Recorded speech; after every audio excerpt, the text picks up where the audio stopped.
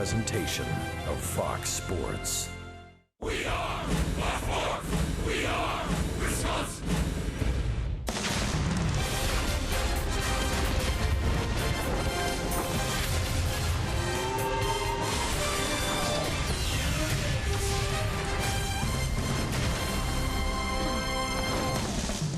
Beautiful Sunday afternoon at Miller Park, Milwaukee, and the fans are filing in for the final game of this series.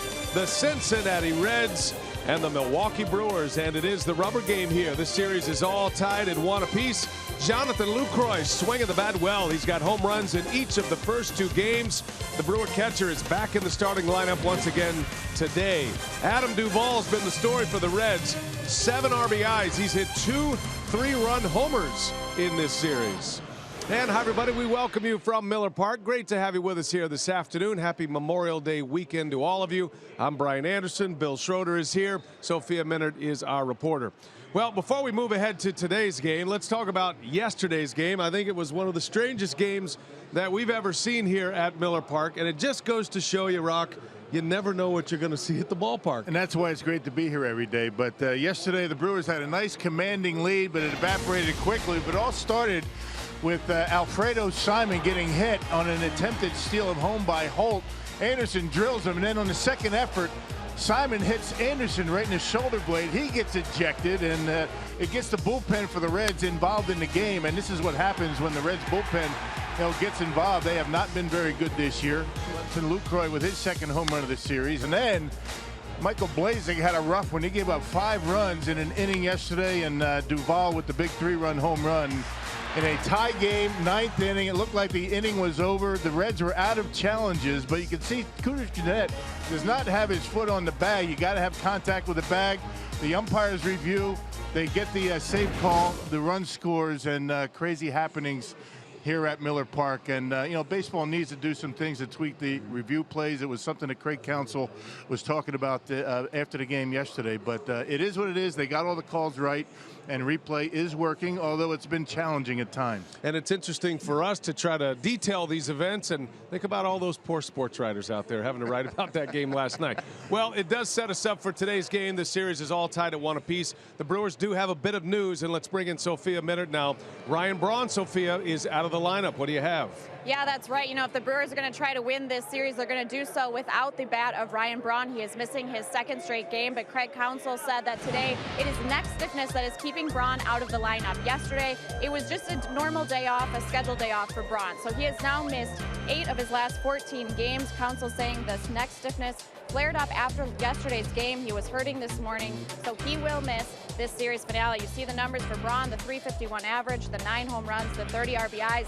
Always changes the lineup dramatically without Braun in it. So in the outfield tonight, it'll be Alex Presley, Keon Broxton, and Ramon Flores. But Jimmy Nelson has been fantastic. Can he give the crew a 4th straight quality start? First pitch is coming up next here at Miller Park.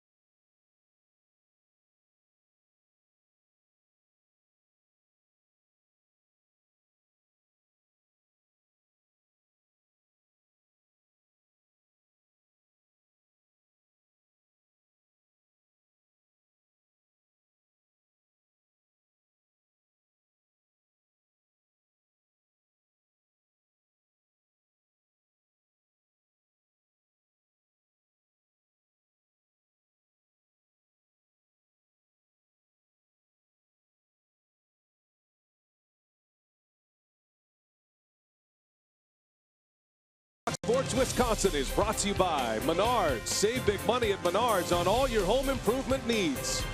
By your local Toyota dealers. Toyota, let's go places. And by Miller Lite, the original light Pilsner.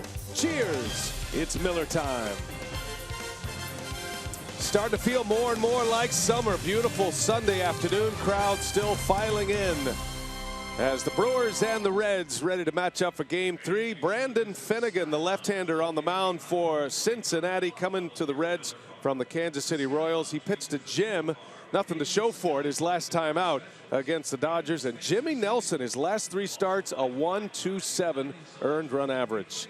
That sets the stage. We're ready to roll for Game 3. It's the series finale and the rubber game. Brewers-Reds coming up next on a Sunday afternoon from Miller Park.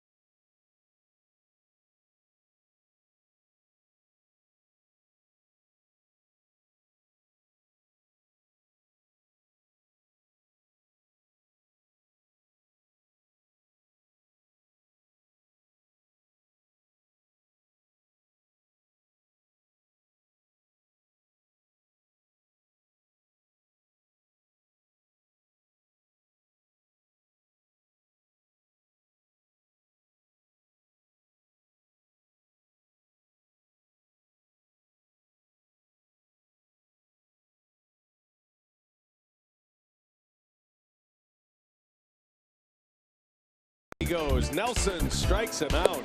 Big fastball from Jimmy Nelson. Did he go? Yes, he did. A strikeout.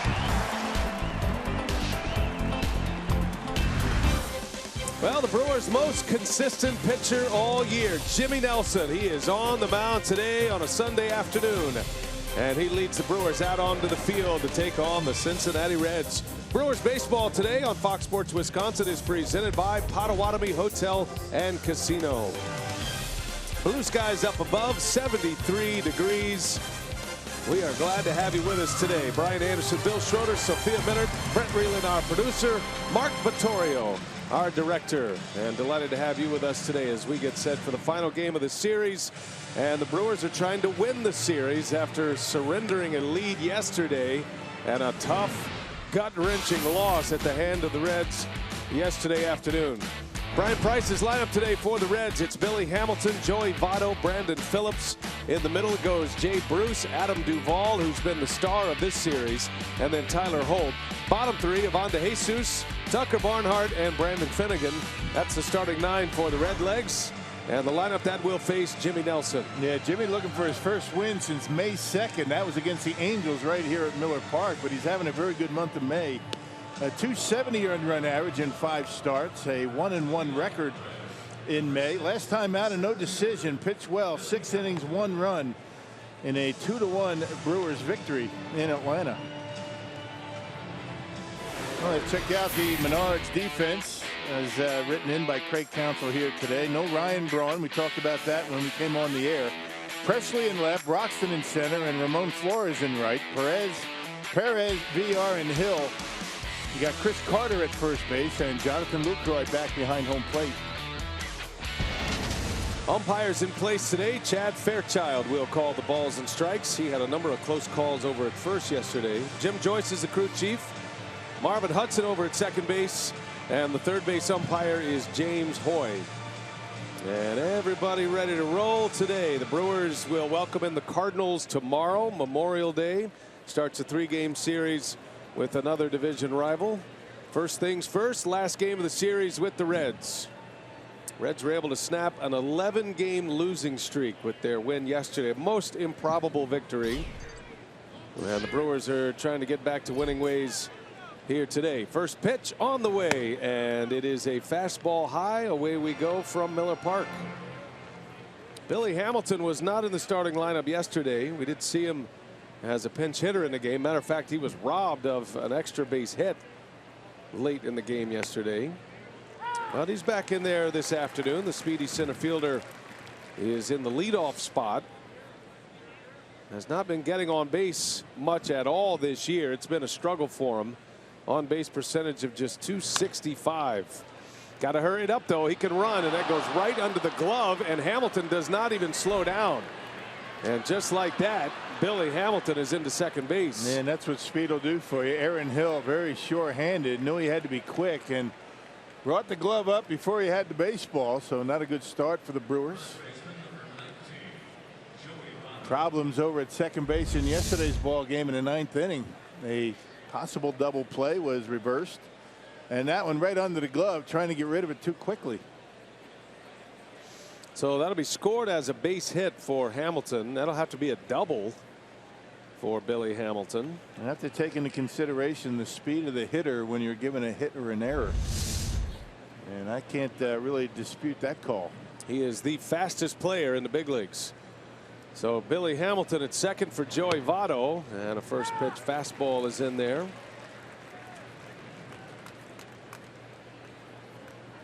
Votto hit his 7th home run of the season in the first game of this series on Friday. Had a couple of hits yesterday, and he was part of that 5-run inning for the Reds.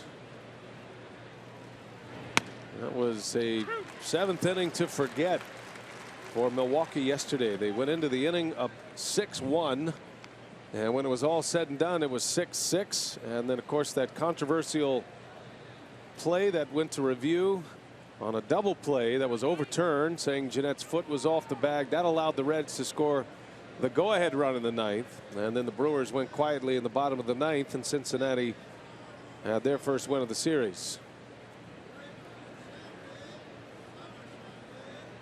No balls, 2 strikes on Votto, and Nelson will check on Hamilton. Yeah, he will steal third base. You got to keep him honest.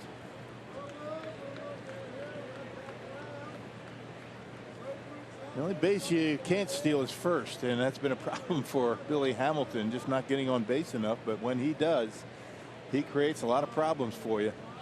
Hamilton only has 8 steals right now.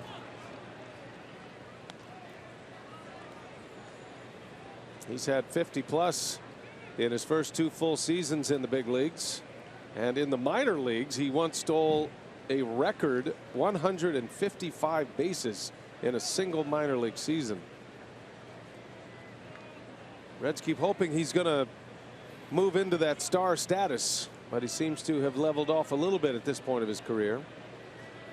And Nelson will keep him close. Got him into a dive that time. Yes, he just creates a lot of problems, and keeping the attention away from Votto. A lot of the attention for Jimmy Nelson on the base runner, and that's when you make mistakes.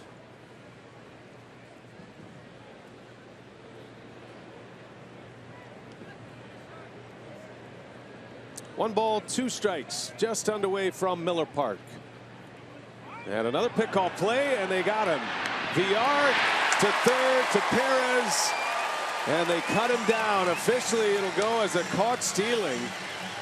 But beautifully executed from the mound to the shortstop over to third. Yeah, just a little bit too much dancing around for Billy Hamilton. I mean, already in scoring position and just trying to do too much.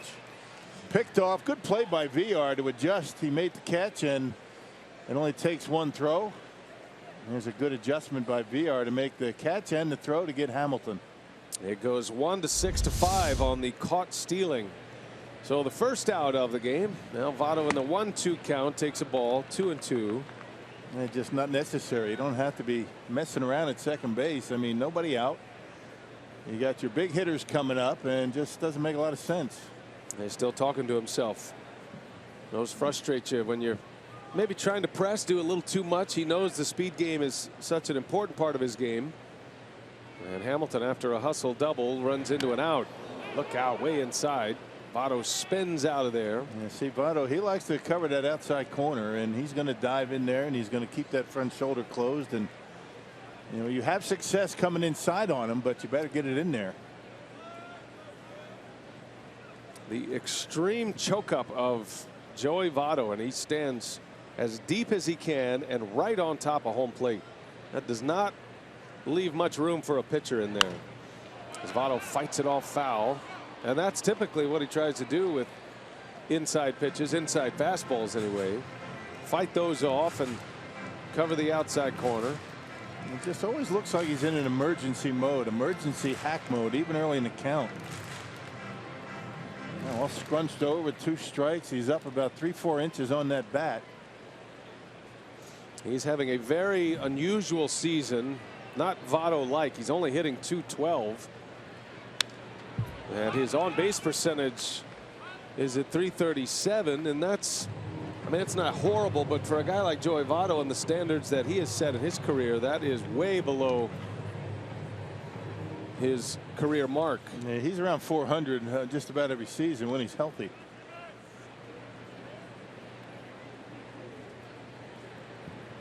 Back line right on top of home plate, just challenging you to come inside.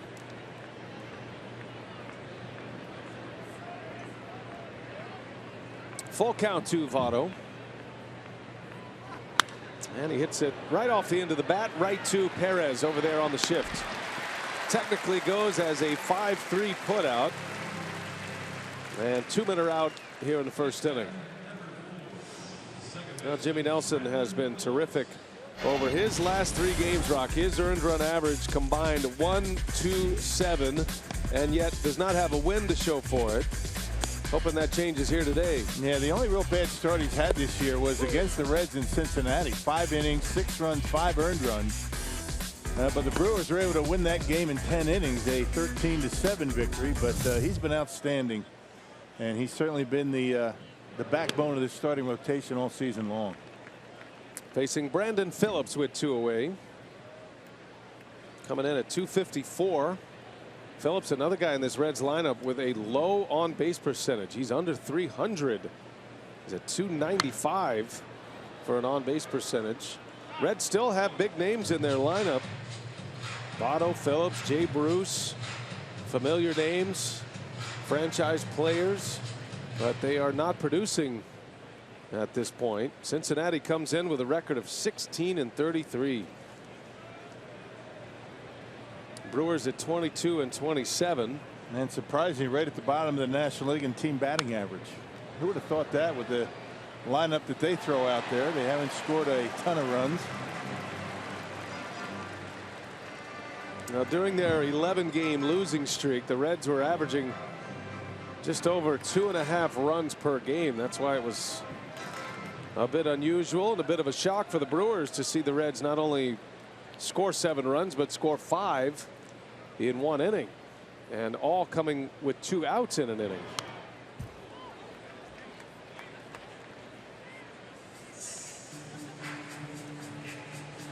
Yeah, 5 hits, 5 runs, the big 3-run homer, and you know, you don't see that kind of struggle out of Michael Blazek. It just didn't have it yesterday. Just really none of his pitches were working for him, and the Reds took advantage of it. 1-2 the count to Brandon Phillips. Pops it foul. It was a good bet that Phillips was not going to be a member of the Reds this season. There was a much publicized report that a trade was imminent, trading Brandon Phillips to the Washington Nationals, but he vetoed that trade, which is in his rights to do. He has been in Cincinnati 11 years now. He's been in the big leagues for 15. They call it 10-5 rights. 10 years in the major leagues, 5 with the same team. And a no trade. Interesting decision by Phillips. He takes the comfort of being in a familiar area, and of course with the Nationals you got a chance to get into the postseason, maybe win a World Series. Now Washington right now certainly contending. They're 8 games over. They're tied with the Mets in the National League East.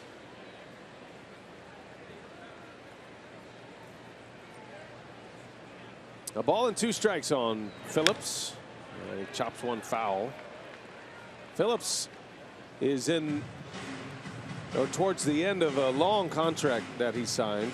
It was originally a 10-year deal, and it finally comes to an end after next season. He's still been a very productive player. At the time, it looked like the Reds had lost their minds, but to sign a 10-year deal. But Phillips at that time was putting up huge numbers. That deal was signed in 08. He won his first Gold Glove that season.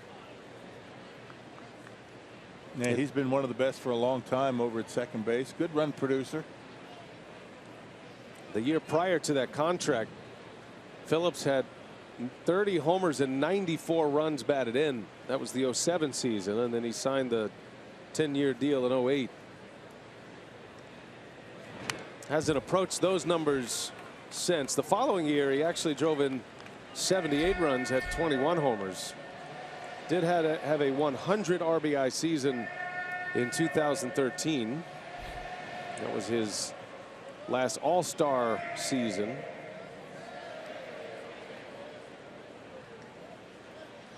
But to Brandon Phillips' point about the trade, he signed a deal and he's going to see it to the end with the Reds, which he considers home.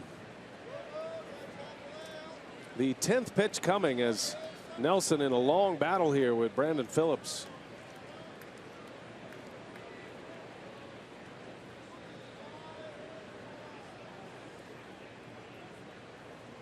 And Phillips steps out again.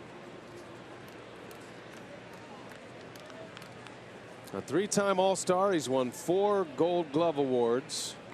And loves the state of Ohio. Started his career in Cleveland. 2-2 on the way.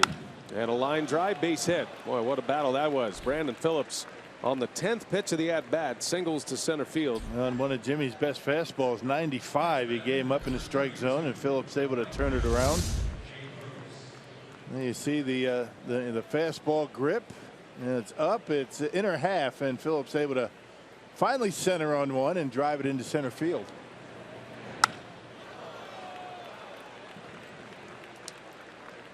So a man on. It's the second hit of the inning. And here is Jay Bruce.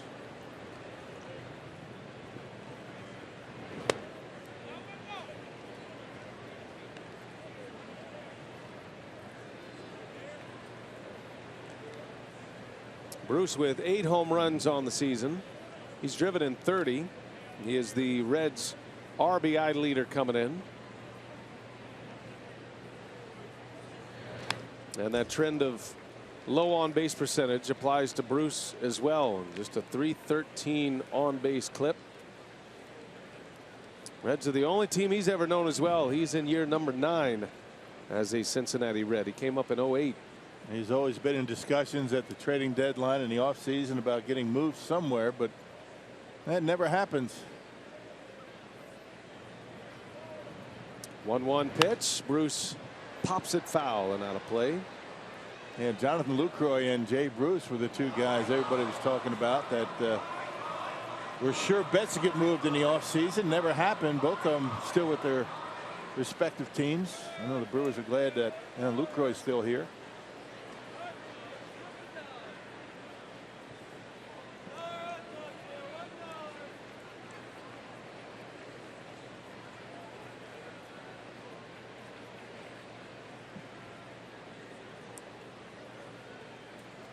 Jimmy Nelson going through the whole repertoire here with LUCROY. Yeah, threw him a changeup already, and that was a good pitch for Chase Anderson against Jay Bruce yesterday. The changeup. Jimmy starting to throw that pitch a little bit more, that change. Going with the sinker.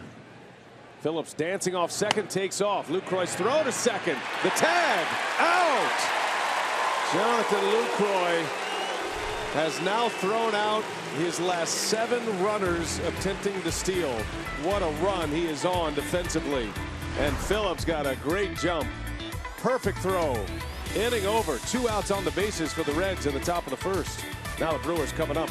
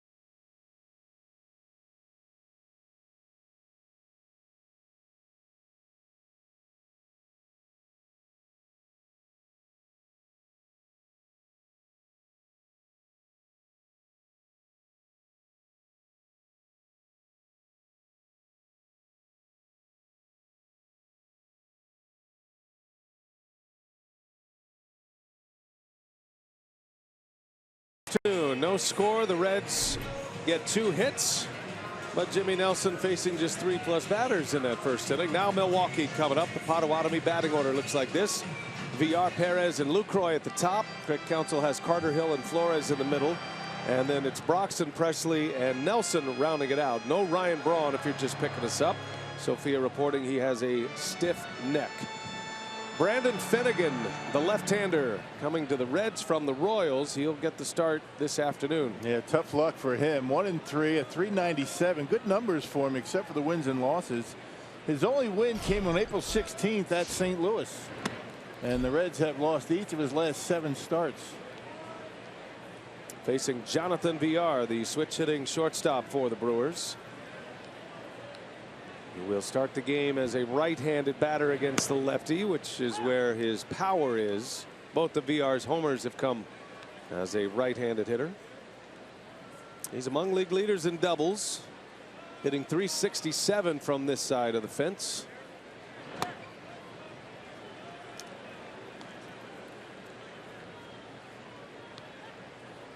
Brewers without the big bat in their lineup once again. Braun did not start yesterday, just a day off.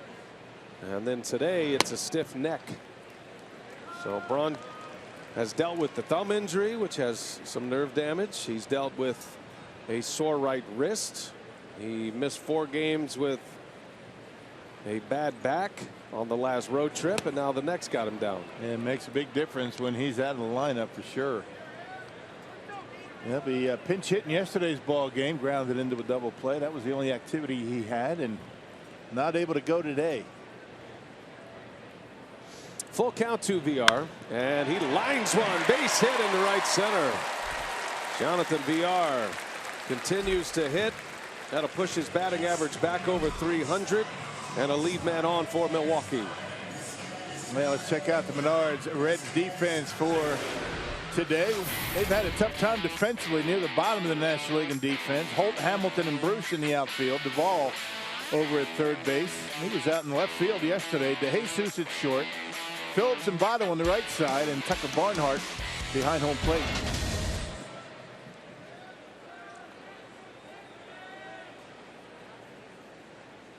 Here's Hernan Perez. Back in the lineup at third. And back in the 2 spot in the order with the left-hander on the mound. Craig Counsell, at least offensively, platooning Perez and Jeanette. They play different positions, but the number 2 spot in the order goes to the right-handed hitting Perez today, as opposed to the left-handed hitting Jeanette. And that slides Aaron Hill over to second base, a position he's very comfortable playing.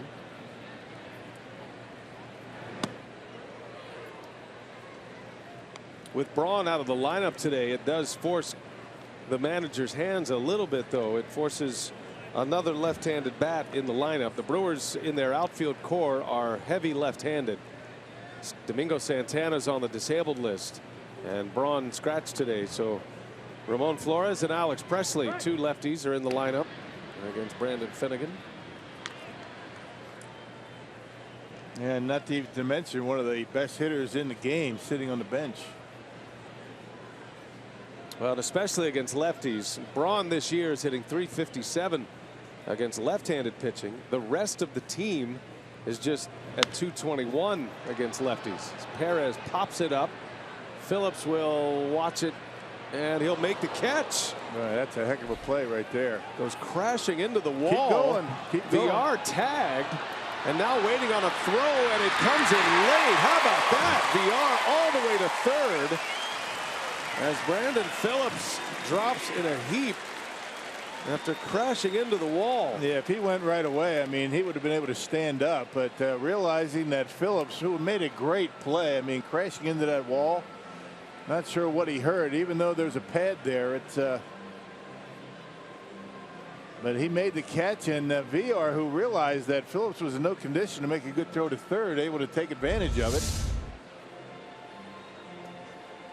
Yeah, right into the pad, both knees. And you can see it takes him a while to get up. VR thinking about it right about once he gets up, VR thinks about going to third base, and he's able to make it. It takes his time a little bit, then realizes he's not doing too well. I'm not sure he's going to be able to make a throw, and he can't. A good aggressive base running there by VR. And now the concern for Brandon Phillips. I think you heard me telling him to go. I think he did. I heard you. Go ahead. He's having a difficult time. Let him, take off. Well, the way Phillips is hobbling right now, it does not look like he's going to be able to stay in this game. Yeah, there's that wall is padded, but it's a stiff padding. It's not something that even if you go into it, it's gonna, you're gonna feel it. But both knees, and I'm not sure he's going to be able to continue. He's having a difficult time. Putting pressure on one of those legs. Not sure which one it is.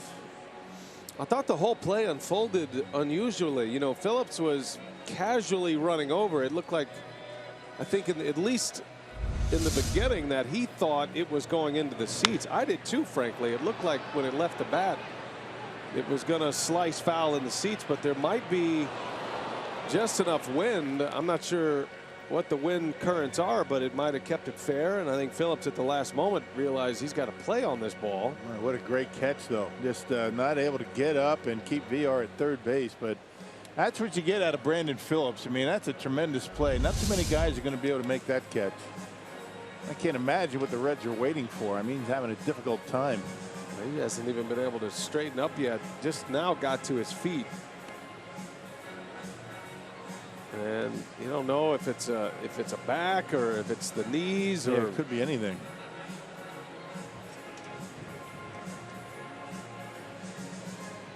Well, in the meantime, Brandon Finnegan gonna get a few warm-up tosses just to try to stay loose. And Price has taken the glove. That's a pretty good indication that the manager is going to remove the player when he takes his glove from him. But Phillips saying not so fast. The way he was walking, it looks like it's a left leg. Says, give me my glove back. Well, maybe he's going to stay. Well, it feels as good right now as it's going to all day. So going to give it a shot. He's a gamer. Well, it was a fantastic play. You see the reason why he's won 4 Gold Gloves in his career. And just the way he's able to position his body to make that catch, but he paid for it with that one.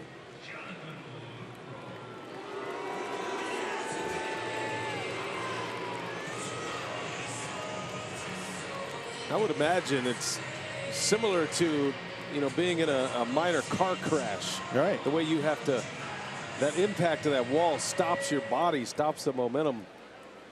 He's going to hang in there, so we'll play on and we'll keep an eye on Phillips. VR ends up at third base, taking 2 bases on the tag up. So the Brewers a chance to score here. Runner at third, 1 away for Jonathan Lucroy. He'll play the infield back this early in the game. Lucroy's had a nice series.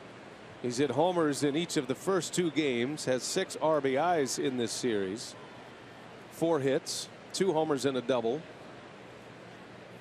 Now has 8 home runs and 23 driven in. And just needs to hit a ground ball up the middle to get a run.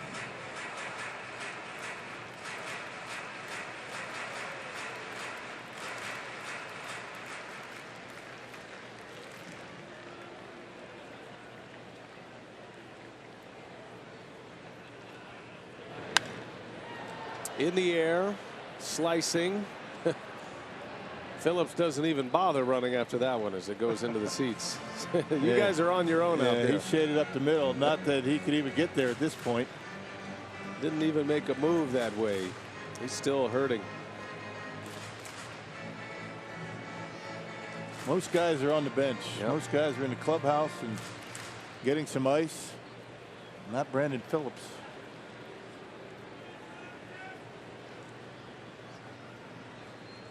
So the count is 1-2.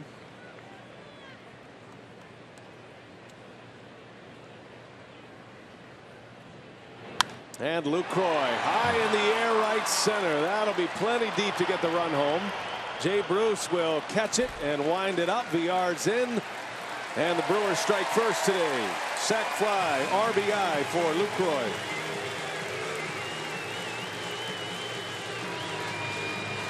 Well, you get those RBIs. The Brewers had a difficult time with that on the last road trip, particularly that last game in Atlanta. The third man at third, less than 2. Lucroy able to get the job done. He got a fastball and hit it pretty well. Did you notice Billy Hamilton kind of peeled off and allowing Jay Bruce to catch it? He's got the best arm in the outfield. And it was a pretty good throw. Here's Chris Carter now with the bases empty, 2 gone.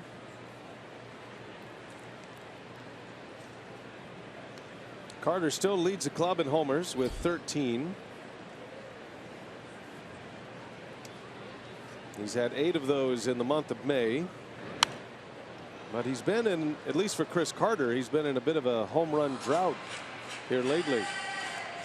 Carter's last home run came on the 20th of May. That was on the last road trip in New York. That was the first game of the road trip, as a matter of fact, last Friday or Friday week ago. Homered off Steven Matz. In the air to right center. Over is Bruce, and he'll make the catch to end the inning. So Brandon Phillips survives an injury. We'll see if he's able to hang in there. Brewers take a lead, 1-0.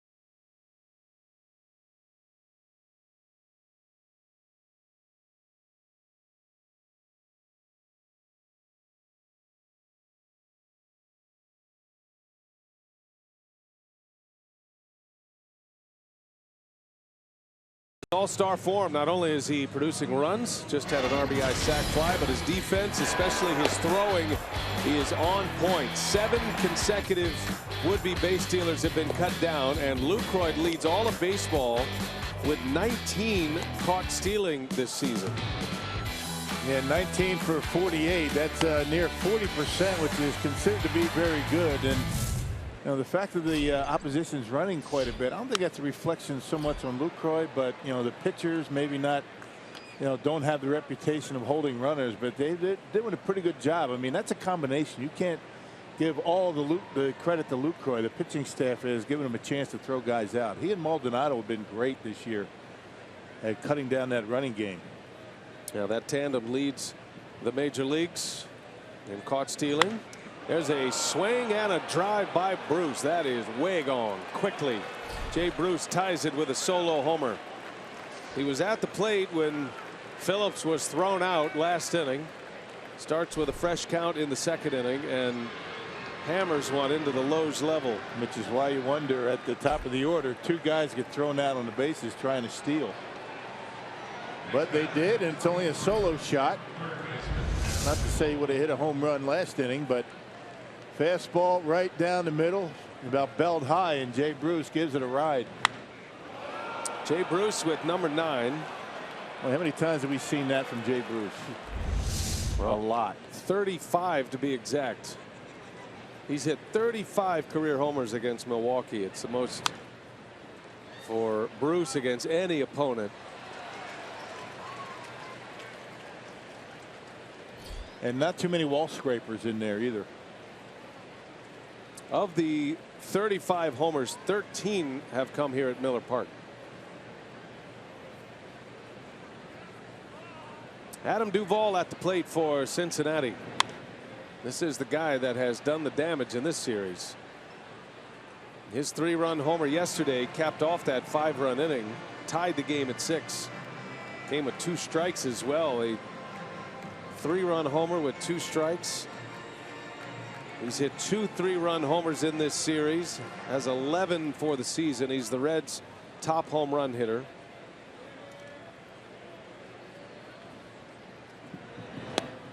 Last year in the minor leagues he hit 30, and the big question was, would that translate to big league power, and has it ever?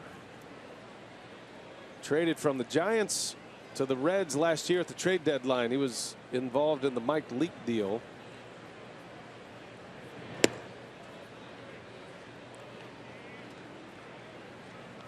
He got a pitcher today for the Reds that came from the Royals in the Johnny Cueto deal.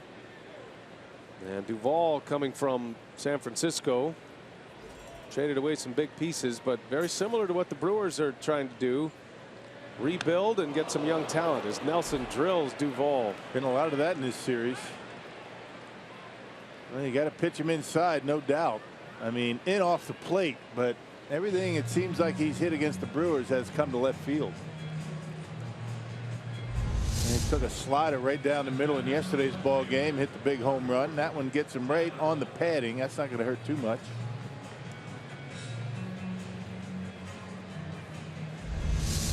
Well, we had a pitcher for the Reds yesterday, Alfredo Simon, get ejected after hitting a batter, hitting the opposing pitcher, Chase Anderson, who plunked 3 yesterday. Simons was certainly intentional, and he was quickly ejected from the game. I think both of these pitching staffs know they have to pitch inside. That's a bunt in the air, diving stop. Carter, Nelson late to cover, and that's going to be a base hit for the speedy Tyler Holt. Yeah, Jimmy a little bit late getting over there. I think he was you know, coming in to field the bunt, but that was one of those bunts by Holt that he was trying to push the ball towards second base. Not a sacrifice. He didn't get it where he wanted to, but nobody over there to cover the bag at first. Now you bunt it toward second base, and that's a pretty good way to get a base hit. Didn't put it where he wanted, but it ended up pretty good. Holt's got a lot of speed. He was the player that attempted the straight steal of home yesterday. The moment in which his pitcher who was batting was hit by the Chase Anderson pitch. That kind of started the whole thing yesterday. He had to be sent back to third. The batter awarded first, of course, but it took a run off, or it could have been an out. If the pitch just goes through, probably would have just tagged him out as he slid home. It would have been close, though. 2 on, nobody out, and Nelson missing inside on Ivan DeJesus Jr. Yeah, Chase Anderson said he had no intention to try and hit Alfredo Simon, just wanted to get one up and in, which is what you're supposed to do. You got to get the hitter out of the way. You throw one up and in and give your catcher a chance to make a tag.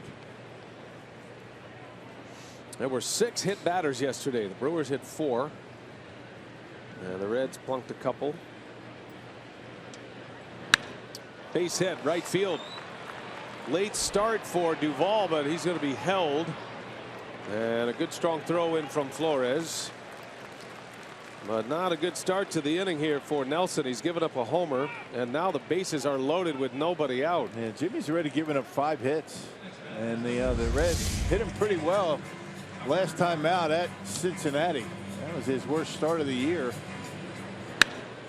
And Jesus taking that fastball, hits it hard into right field. Location issues for Jimmy early on. Early visit to the mound from Derek Johnson. A quick trip by the pitching coach.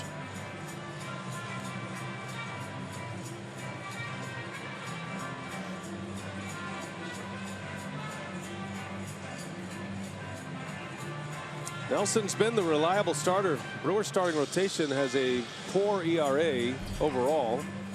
It's been a little better here in the second half of the month of May. But Nelson has been the constant. Comes in with an overall season ERA of 2.92. And in the month of May his earned run average at 2.70. And to your point, his hits are down, which is why it is a bit surprising he's given up 5 already. Nelson allowing fewer hits than innings pitched. He's been able to keep his walks down as well. He's going to have to grind through this one, though. A swing and a miss by Barnhart. Well, he's in the right spot in the batting order, 8 and 9. But Barnhart swings it pretty well, although off to a slow start this year. The switch hitter. Pitcher due up next, Brandon Finnegan. Brewers will look to turn 2 up the middle, conceding the run, and they will do just that. As we are to Hill, everybody stepped on a base, and it's a double play, but a run is in, and the Reds take a lead. Yeah, or the new Major League Baseball, you got to be very specific. You got to make sure that you have a foot on the bag, and that cost the Brewers a game yesterday.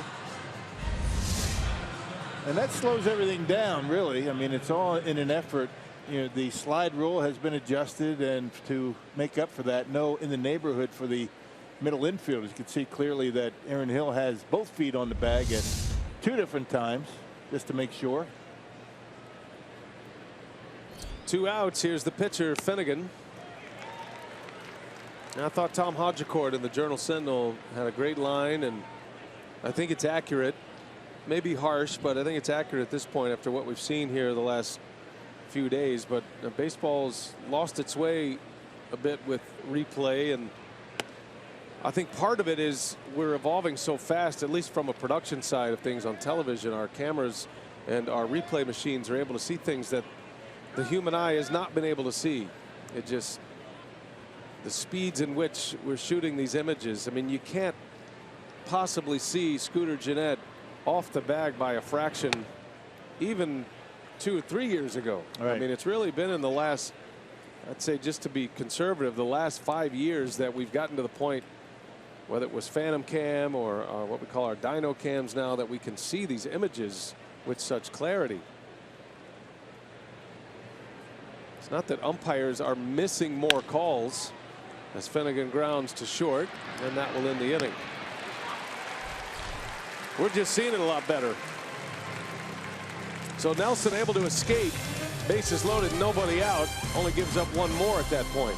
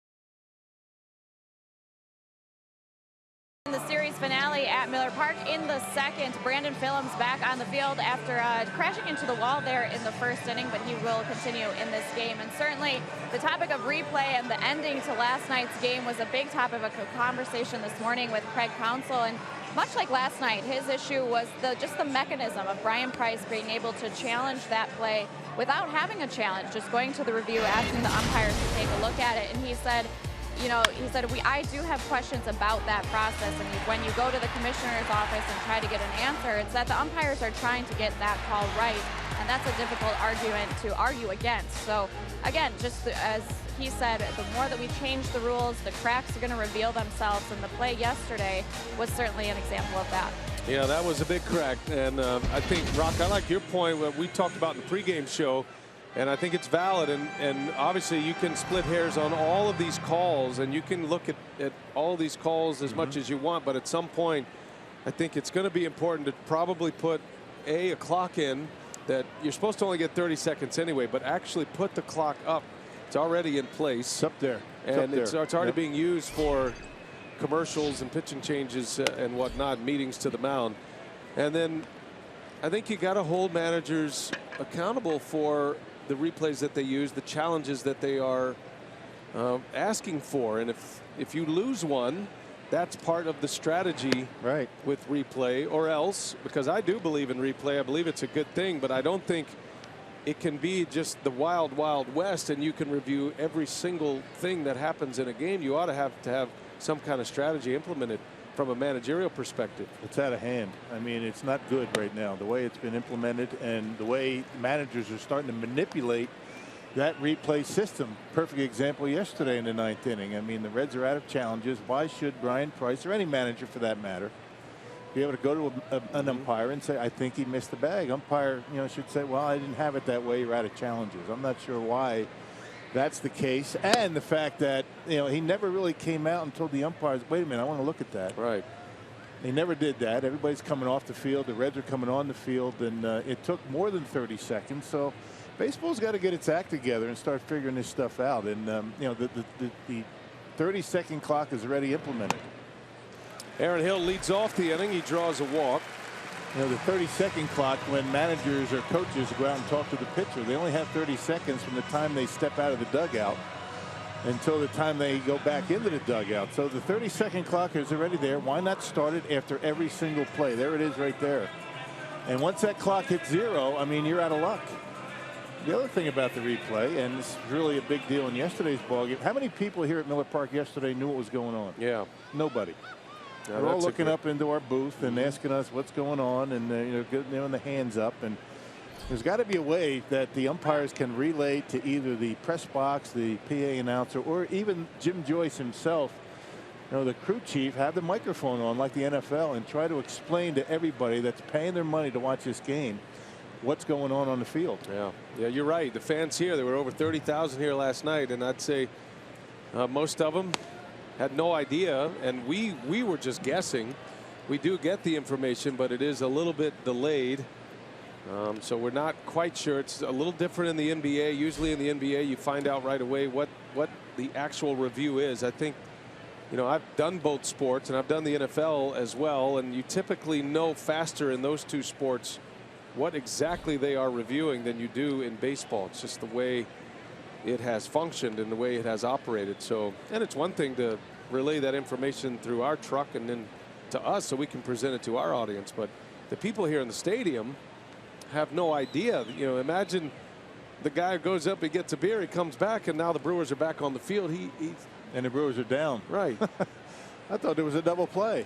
So there's a lot of things to iron out, and I will say this for baseball, and they made it very clear when replay was instituted that there have been a number of changes. Obviously, the Chase Utley rule has come in, and you think about the Buster Posey rule at the plate. The reason why the play happened yesterday with Scooter Gennett is because of what happened last year. This is a new thing where the neighborhood rule doesn't apply anymore. So it used to be a middle infielder could just get around the bag as Flores strikes out for the first down. No, and they allowed that because base runners would come in and take them out. You're not allowed to do that anymore. So that's why it was basically ruled as a safe call. And so these are habits that players have had forever. It's been a part of the game forever, and players have to adjust, no doubt. But I think baseball has to, and they will. I mean, baseball, especially with Rob Manfred, the new commissioner, very proactive on moving a lot of these topics forward and trying to get it right. Baseball wants to get it right as well. But there has to be more legislation on that. And the discussion up here is not, you know, why did the Brewers lose? I mean, by the letter of the law, I mean, they got it right. But the question is, why were they able to get it right? And that's the question. Took a little bit too much time. They were out of challenges, all those things. Opened up a can of worms. That's what Craig Counsell said. Broxton bounces to short, and this is going to turn into a double play to end the inning. And again, everybody stepped on the base. 6-4-3 it goes. 2-1. The Reds have the lead over the Brew Crew. We go to the third inning.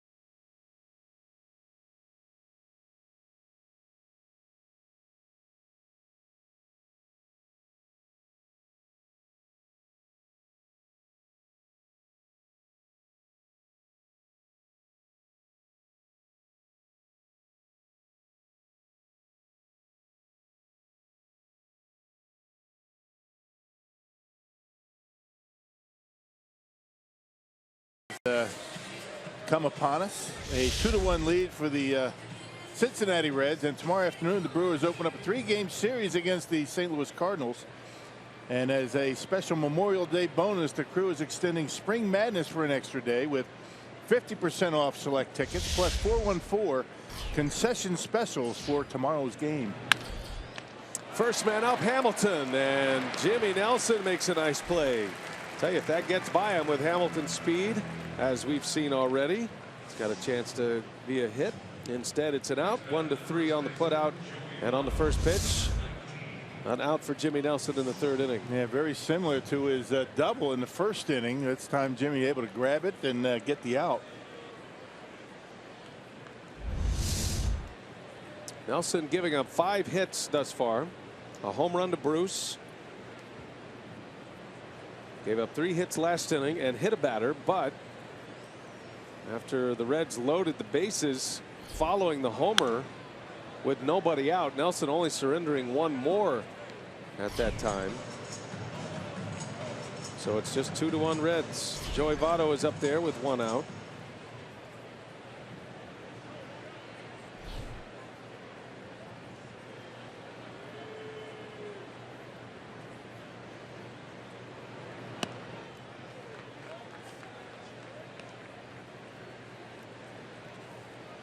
Votto grounded out his last time up. It'll show in the scorebook a 5-3 putout, but Hernan Perez was all the way over on the right side of the infield for that ground ball. So he pulled the ground ball, and now with 2 strikes, Hernan Perez is on his way over there again. So you can't do the spray charts, Rock, based on your scorebook entry. That's what we've learned here. Right, yeah. In the age of shifting. Yeah, 5-3, not necessarily a ground ball to the left side. Do you add anything to your scorebook? Oh, you don't keep one, do you? I do keep one as Votto strikes out. Oh, you keep one, but you don't keep them. I don't get Right. Right. So it's not like, in a week you can go back and take a look. I remember. You do have a good memory, I will say that. Trust in the bean. But I'm with you, though. We talk all about replay and how the new age of baseball, this new age of shifting, too, is kind of got me reconsidering my scorebook entries here. I haven't quite dialed in on how I'm going to do this, but a 5-3 put out when a ground ball goes to the right side has left me a little bit stumped. If I put a circle around the 5, I think it'll jog my memory.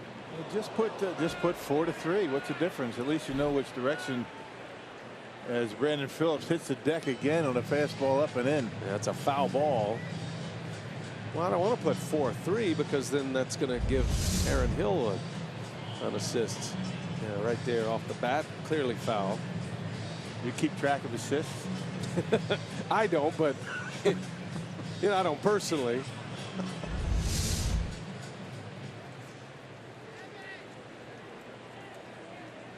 Talk about splitting hairs now. Right, yeah. Come on. Well, now you're all over my scorebook, and that's very personal. I don't think it matters. 0-2 to Phillips. What you could do is in the box draw a line where the ball was hit. Well, I do that with hits. I still do that, which makes my scorebook unreadable for most people, but I haven't quite moved yet to the ground ball scenario. Well, it's in the circular file like what, 2 minutes after the game? That's right. That's true. Not even 30 seconds. The 0-2 slow roller. Phillips not running at all after crashing into that wall. I can't blame him. So he's out, and that's a nice inning for Nelson. He needed that one. 3 up, 3 down with a punch out.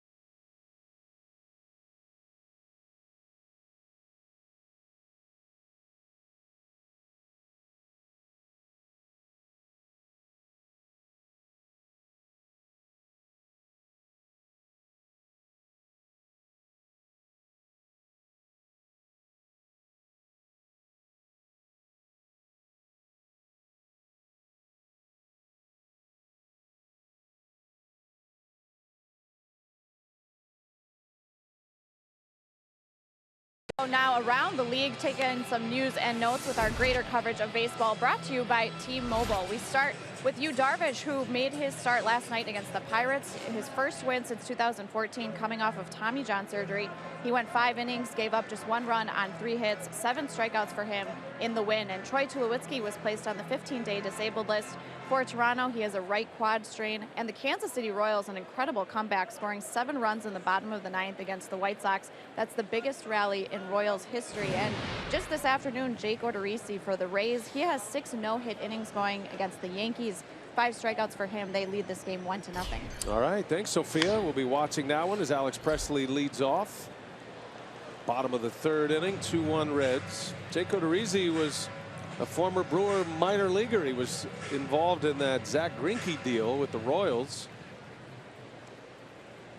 And the Royals making out pretty good on that deal. The Brewers cashed in quickly with Greinke coming to Milwaukee for the 2011 season, but it was Jake Odorizzi, it was Alcides Escobar, Lorenzo Cain, and Jeremy Jeffress, who all went to Kansas City in that deal. Well, and at the time, Odorizzi was an A-ball, wasn't he? I mean, very low minor leagues, but he certainly panned out, having a nice career. Royals ended up trading Odorizzi to Tampa Bay, and that's what helped them get James Shields.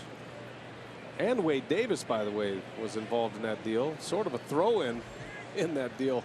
Shields has moved on. He's now in San Diego and back on the trade market again.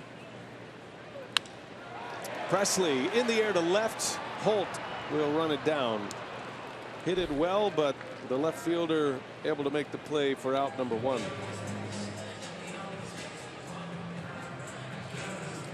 Here's Jimmy Nelson now.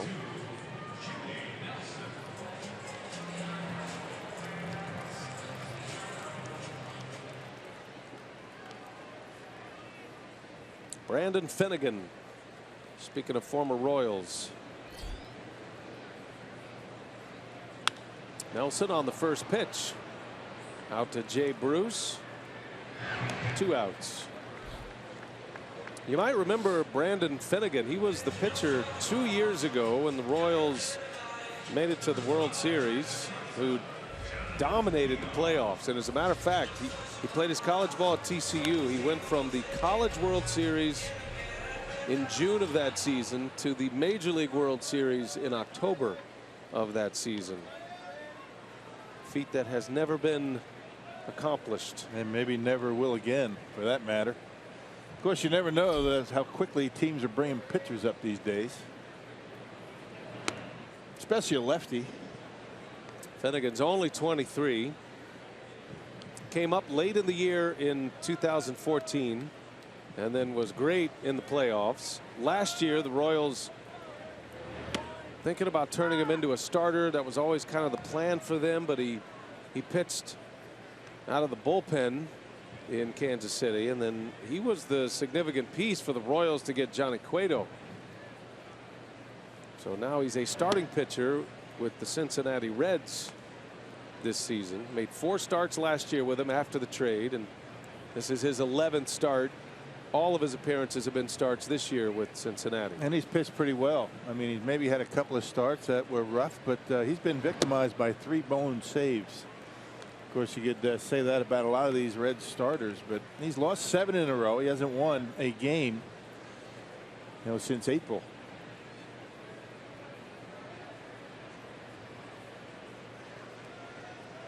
Three balls and a strike. 2 outs for VR, and he draws the walk. So VR aboard twice today in his 2 plate appearances.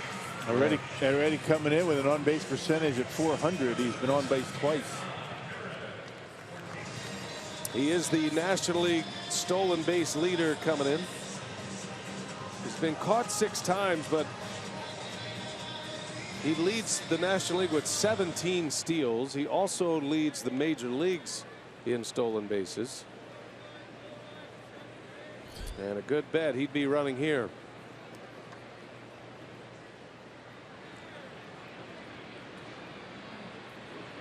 Pretty good move by Finnegan. Tough to get a jump on the lefty. Sometimes you go in the first move. If he goes to first, you just keep going. Takes 2 good throws to get you.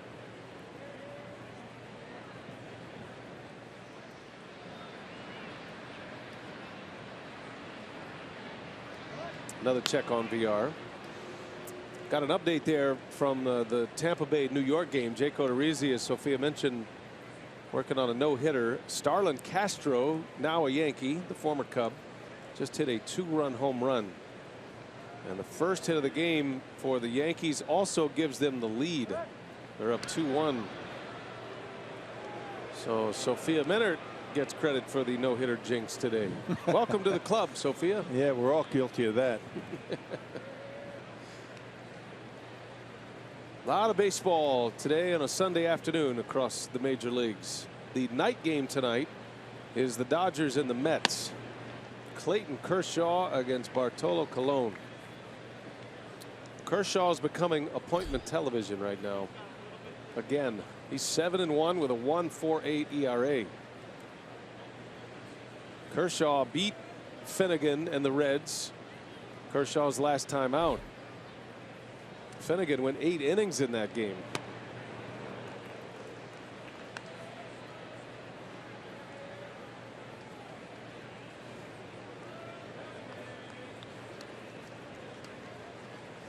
Tough to win when you draw one of the elite pitchers in the game and one of the elite pitchers in the history of the game, the way Kershaw's going.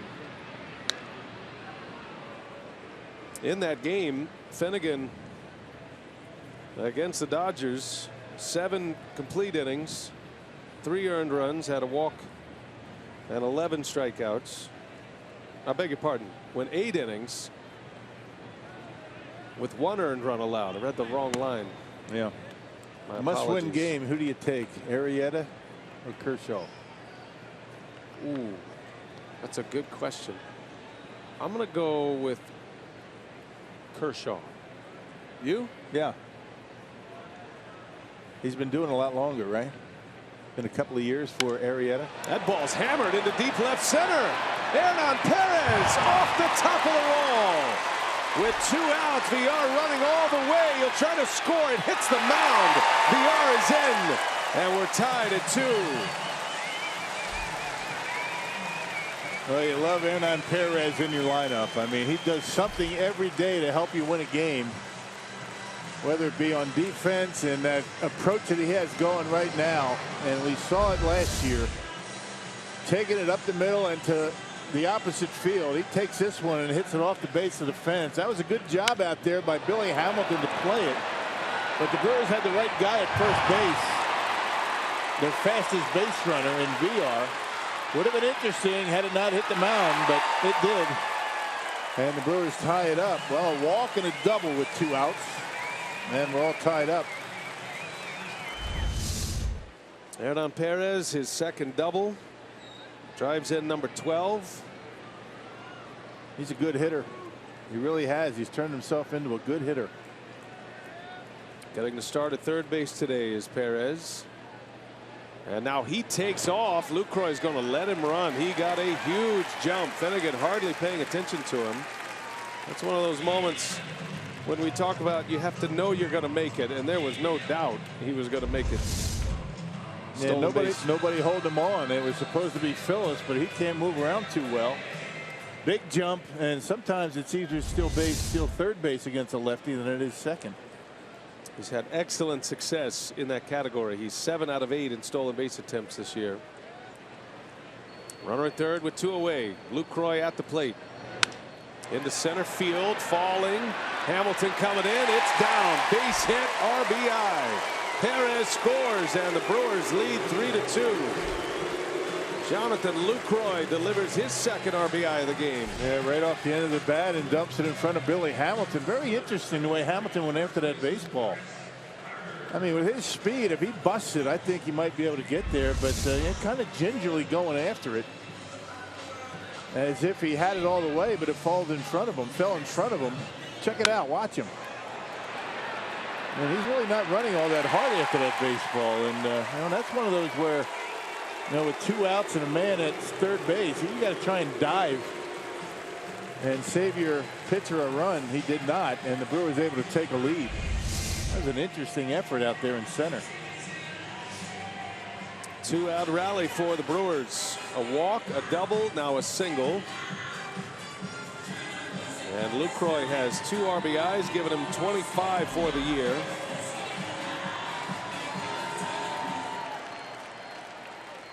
And now it'll be Chris Carter.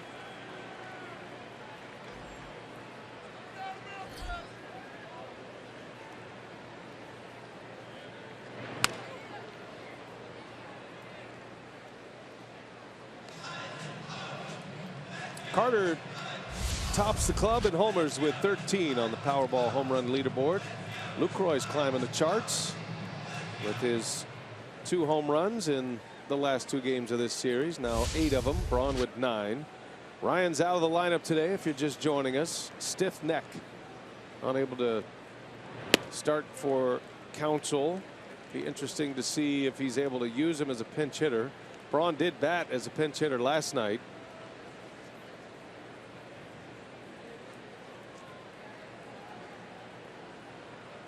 So without Braun, the Brewers with 3 runs in on 3 hits. And Carter takes one inside.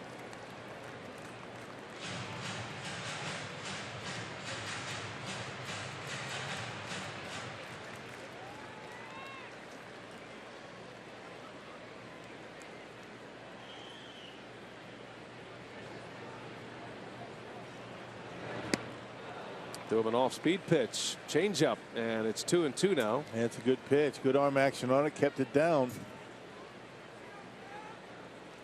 You know, 2 or 3 different fastballs: sinker, 4-seamer, cutter. He's got the curveball, and there's his 3rd best pitch, the changeup.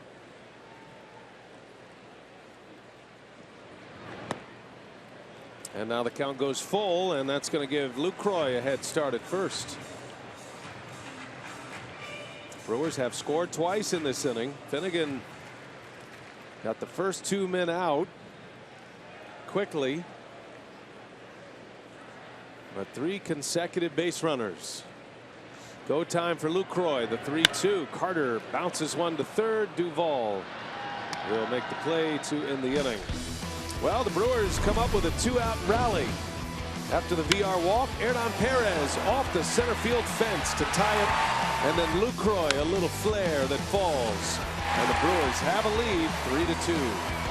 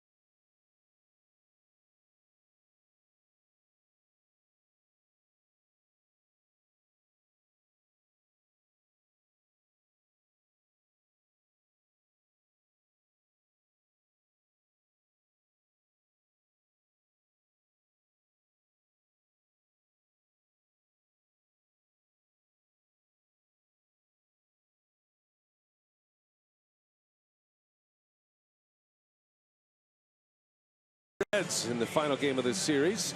And we remind you that in honor of Memorial Day weekend, Fox Sports Supports is proud to team up with emerging vets and players dedicated to ensuring our nation's warriors can be as productive off the field as they were on it by joining combat veterans with former athletes to form a common bond over dedication and teamwork. Just go to foxsportssupports.com to learn more. It's a great cause. We stand behind it 100%. Emerging vets and players. And we salute all of our members of the military and their families. And think about all those who lost their lives serving our country on this Memorial Day weekend. Memorial Day tomorrow. Brewers Cardinals tomorrow. That is a 1:10 first pitch on the air at 12:30. Yeah. And come by the Wood Cemetery tomorrow at 9:30. They have a nice ceremony to honor our nation's fallen heroes. A Memorial Day celebration, if you will. It's right next to the ballpark. So 9:30. Sharp. You got to fly over. There's going to be a band over there and some very poignant words being spoken over there tomorrow at the VA.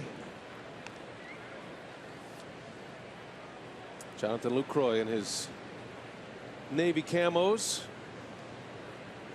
His way of saluting members of the military.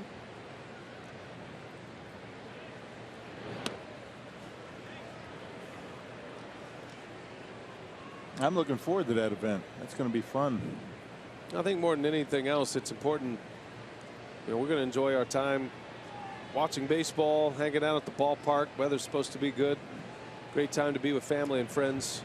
Also an opportunity as Bruce pops it up, and that'll end up in the seats. It's also an opportunity to encourage all of you out there watching to try to get involved as best you can, whether it's financial contributions or volunteering your time. Try to get involved in some of the many military charities that we support here with the Brewers, and make sure you're doing your part. Yeah, we got the Fisher House, which is a great thing, and houses families of veterans getting treatment at the VA Center. Stars and Stripes Honor Flight, the USO, Wounded Warriors. There's a lot of things you can get involved in. And we're looking forward to our broadcast tomorrow. We can shine a light on many of those military charities. Nelson comes back, strikes out Bruce. Boy, that's a good slider right there, right under his bat. One of those back foot sliders to get the big lefty. Well, Bruce picked on a first pitch fastball and hit it out of the ballpark, and he's not going to do much with that. That's a nice pitch.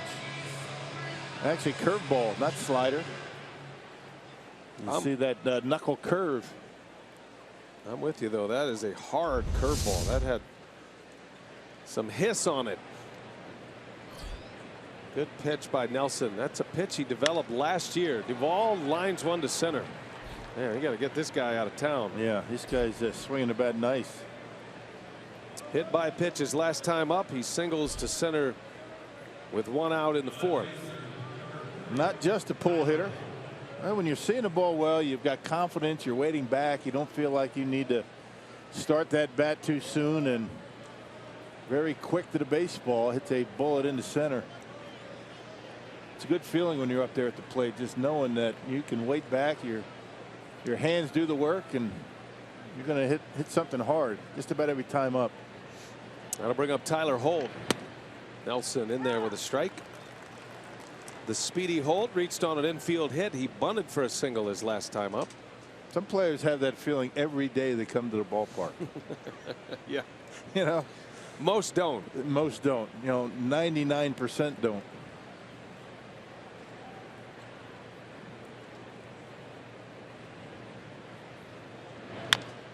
Chopper, VR waiting on it, gloves it, fires it to first in time. A double play. Holt can really run. VR very patient. Boy, that ball was in and out of his glove with his foot on the bag like a flash. Oh yeah, nothing to review there. Inning over, double play. Jimmy Nelson fired up. Brewers lead it.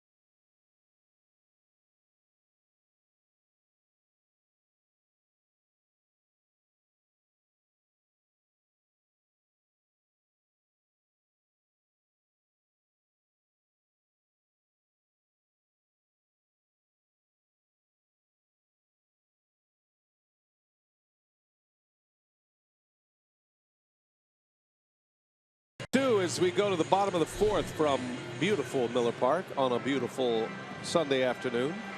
Carsoup.com trivia today prior to yesterday. When was the last time both starting pitchers hit each other in an MLB game? And we give you a multiple choice on that one. Brian Mikologic in graphics. Feeling generous today. A, B, or C, 03, 13, or 15? Prior to yesterday. It's a good question. 33% chance to be correct. I really don't remember. I don't know. So I'll go with B. I'm going with A. Why would you throw 2003 in there? Oh, you feel like it's a bit of a random year. Yeah. Okay. You're thinking like the questioner. It's good. Is that the way you took your SATs? I had somebody else take them. And the NCAA on line 4 for Bill Schroeder. Too late. It's funny. Not true, though. Aaron Hill in the right center. Jay Bruce going back. And with room, he makes a catch for the out. I earned my $8.50. I mean, there was a lot of pressure on me to get into that place of higher learning. Clemson, I mean, not easy to get in there. Is that right? Yeah. Harvard of the South.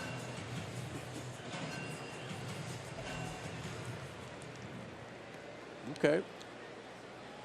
There's a lot of things I'd like to say about that, but don't hold back. We're moving on. Here's Ramon Flores. Look out inside.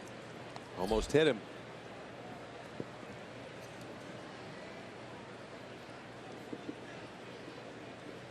Brandon Finnegan giving up 2 runs with 2 outs in the 3rd inning. 1 ball, 1 strike to Flores.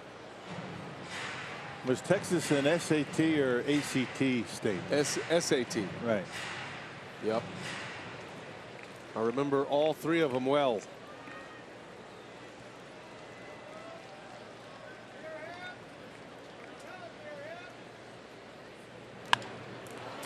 Fly ball to center.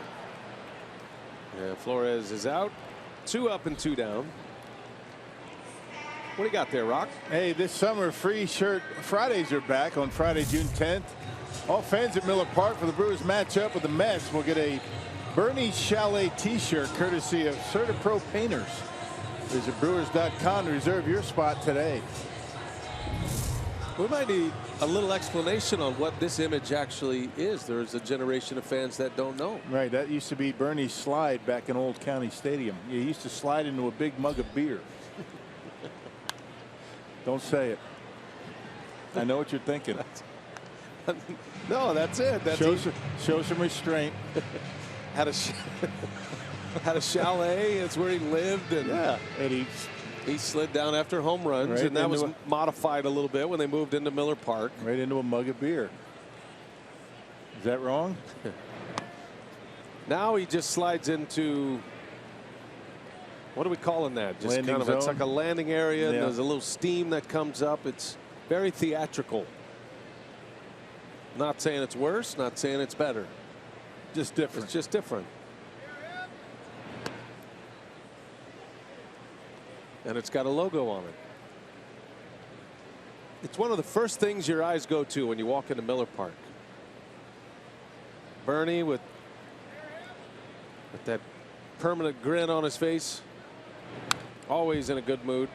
You ever seen Bernie not smile? I have not. No. He's got his handler up there.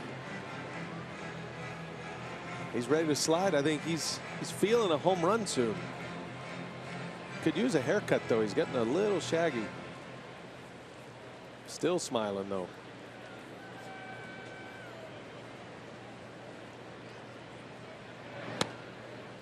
And Bernie's chalet here at Miller Park is underneath the legendary home run call of Bob Uecker. So it all makes sense. Get up, get out of here, gone. And when that happens for a Brewer player, then Bernie slides down the slide. Broxton strikes out, and the inning is over. 3 up and 3 down for Finnegan. Reds Brewers today, 3-2 Milwaukee.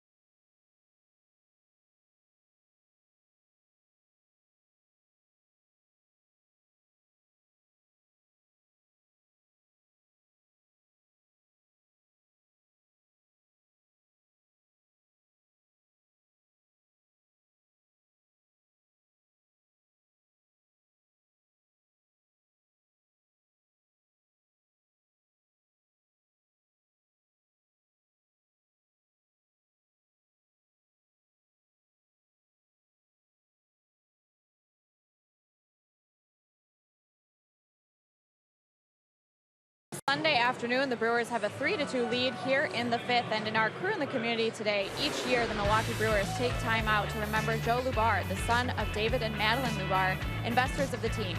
In honor of Joe, the Lubars have set up the United Way Basic Needs Fund, and the Brewers and BCF are proud to continue this tradition. Great way to remember Joe. Appreciate that, Sophia. Here we go to the 5th now. Jimmy Nelson back on the mound. He is facing Ivan De Jesus Jr. Strike one. Looks like Jimmy starting to settle in now. Had a rough second inning. Matter of fact, he gave up 5 hits in the first 2 innings, but has retired or faced only 8, I should say, the minimum, since giving up the last hit to Ivan De Jesus Jr. There was a single in that grouping, but Nelson got a double play ball to win the inning last inning.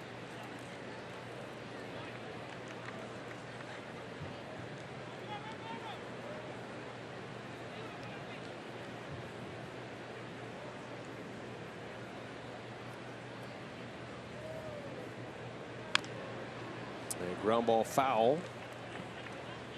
Son of a big leaguer, Ivan De Jesus Jr. His dad, longtime major leaguer, 15-year big league career. He's an infielder, a shortstop.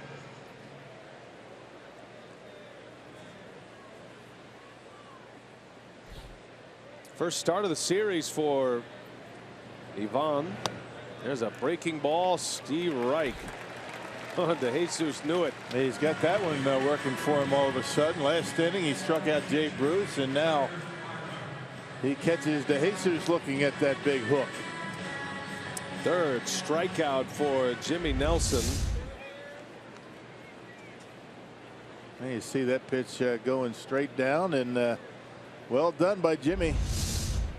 So 1 away. Here is Tucker Barnhart now, switch hitting Reds catcher, batting 8th. He bounced into a key double play in the second inning. The Reds had a run in and the bases loaded with nobody out, and Barnhart grounded into a double play. A run did score, but that was the rest of the damage for Jimmy Nelson. He was able to get the pitcher, the next batter, to end the inning, and then the Brewers scored twice in the 3rd inning to take the lead.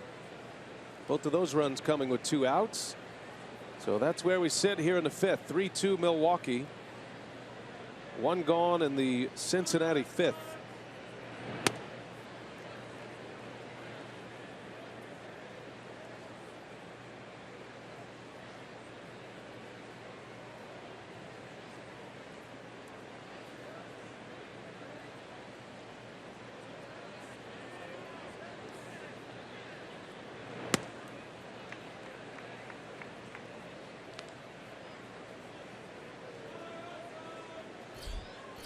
Jimmy Nelson by inning had that long first inning, even though he faced only 3 batters. Officially gave up 2 hits. There were 2 outs on the bases by the Reds in that first. High fly ball, shallow left. VR is out, Presley's in, and the left fielder will make the catch for out number 2. Let's check in with Sophia. She's got more on Jimmy Nelson. Yeah, Jimmy Nelson coming into this start had gone deep into outings over his last 3. He had gone 8, 7 1/3, and then 6 in his most recent outing against the Braves. And Nelson told me that as a staff, one thing that they're trying to do is, he said, we just feel like we're doing our homework better this second month of the season. And by that he meant the way that we're studying hitters, the way that we're trying to use our strengths against them, pouring more into the scouting reports. He said we feel like we're developing more of a game plan, and as a staff have been doing a better job of executing that on the mound. Well, and you also have to think about, as there's a liner by Finnegan to end the inning. Got a first-year pitching coach too. Has not been a pitching coach in the big leagues, so it has evolved, and Nelson has thrived this year. Got another 3-up, 3-down inning.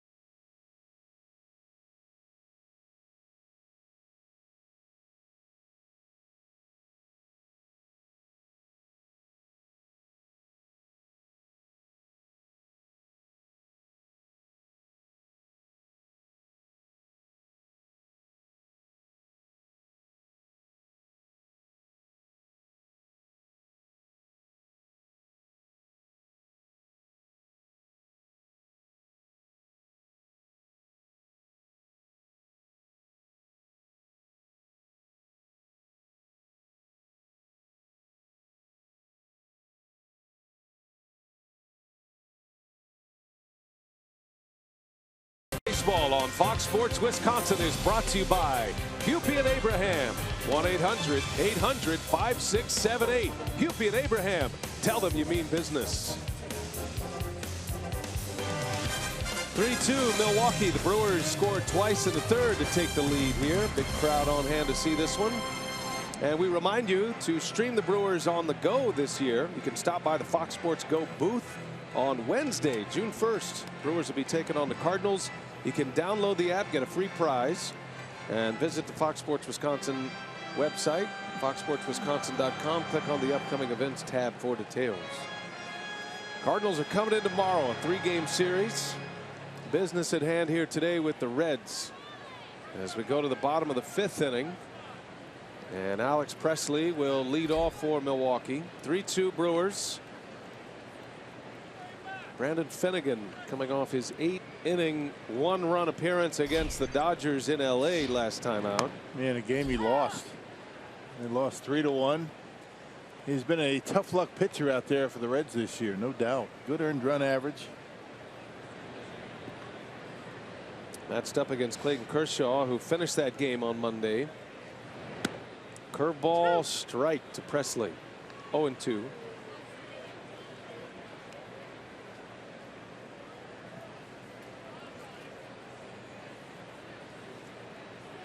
Jimmy Nelson pitching well. Gave up a couple of runs in the 2nd inning, but not much sense. Matter of fact, he's only allowed 1 hit, a single, since that time, and he's faced the minimum. He's been able to get 2 double plays, key double plays, especially the first one in the 2nd inning.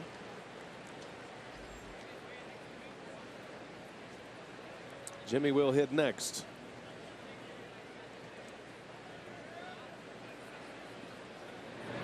Presley lines one. That is fair. Hits the side wall right back to Holt. Presley into second with a double. Alex Presley, a leadoff double in the 5th for Milwaukee. Yeah, lefty versus lefty, hanging right in there. Didn't try and pull it. That was on an 0-2 pitch. And Finnegan with a fastball up and away, and just nice, neat, nice, easy stroke right down that left field line, and would have been a double anyway. In the corner would have been a double. And Presley in with a double to lead off the 5th. That's a nice approach. And now Jimmy Nelson probably up there to bunt. Top of the order coming up next. Brewers try to add to their lead. And Nelson squares early. Takes a strike.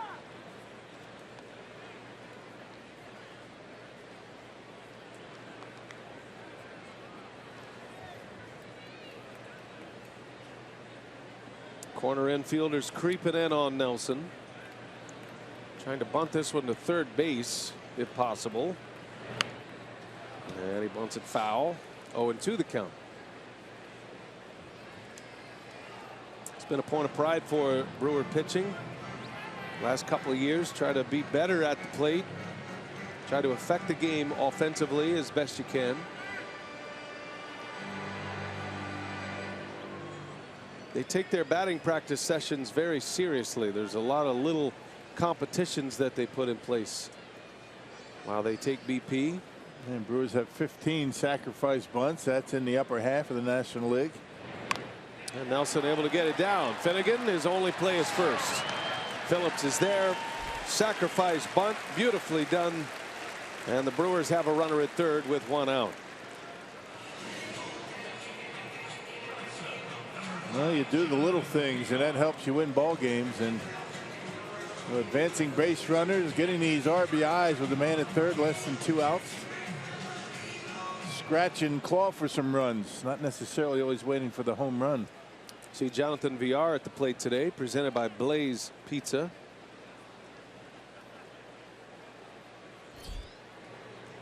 Villar has scored 2 runs, had a single and a walk. Playing the role of run producer now. 1 for 1 today. He's pushed his batting average to .303.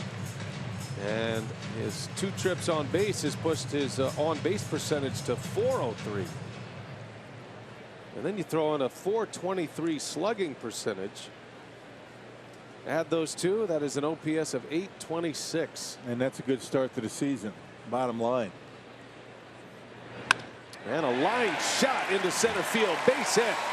Presley is in as Jonathan Villar delivers. The Brewers add to their lead. It's now 4-2 Milwaukee. Just swinging the bat with a lot of confidence, doing everything out there with a lot of confidence. Not trying to pull it. Hits a line drive into center field. Right down the middle. Our Badger Mutual Insurance run of the game. And Jonathan Villar single into center, giving the Brewers a 4-2 lead. Presley started the inning with a double. He was moved to third on the bunt, driven in by Villar. And now Hernan Perez takes a strike. See that that brace or that sleeve that Villar's wearing? Colorful flower arrangement. It is Mother's Day in the Dominican Republic. Is that right? So a lot of the Dominican players are honoring their moms with such gear. So Willie Peralta around the clubhouse in pink shoes earlier today. Stand up, Willie.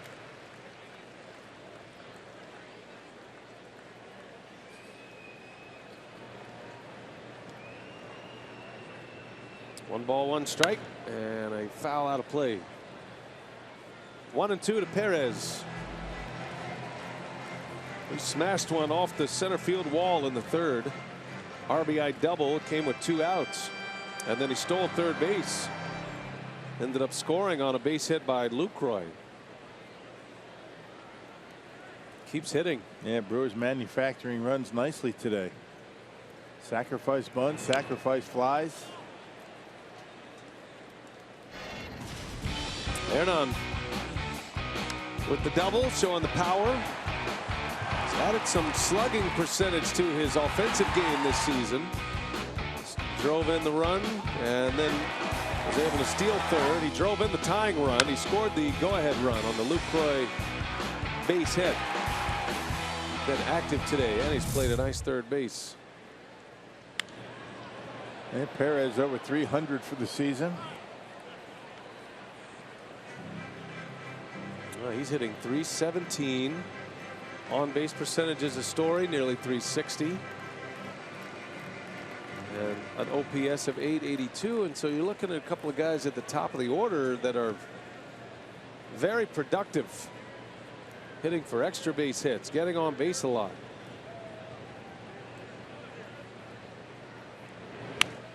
And Perez actually hits better against right-handed pitching than left. You know, lefties 242 coming into today's game, and check this out. Hernan Perez against right-handed pitching, 393. Makes you wonder why that is. Sometimes some hitters are going to open up a little bit too soon against lefties. Ball coming into them all the time, and against right-hand, you just stay close. You drive the ball to the opposite field, and it's a little bit more comfortable for you, particularly when you're not playing every single day.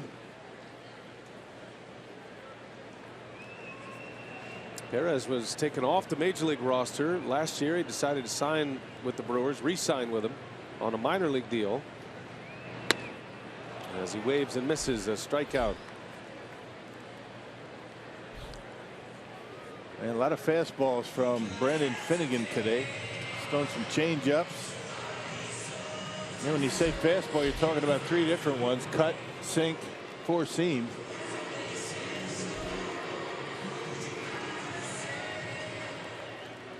So that'll set the stage for LUCROY here with 2 outs. Yesterday, LUCROY launched one out of here, his Powerball home run number 8. High towering fly ball into the Brewer bullpen. At the time gave Milwaukee a 4-1 lead that they would surrender in the 7th.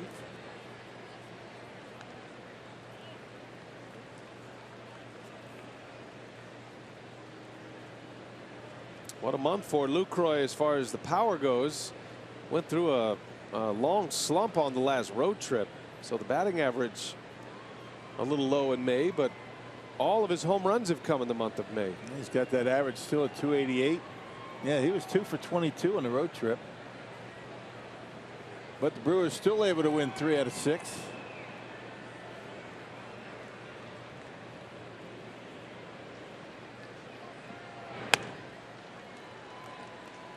The Brewers swept the Braves in 3 and then won the first game of this series. Those are the numbers for the May homers. Duvall, the Reds' third baseman today, leads the way with 9.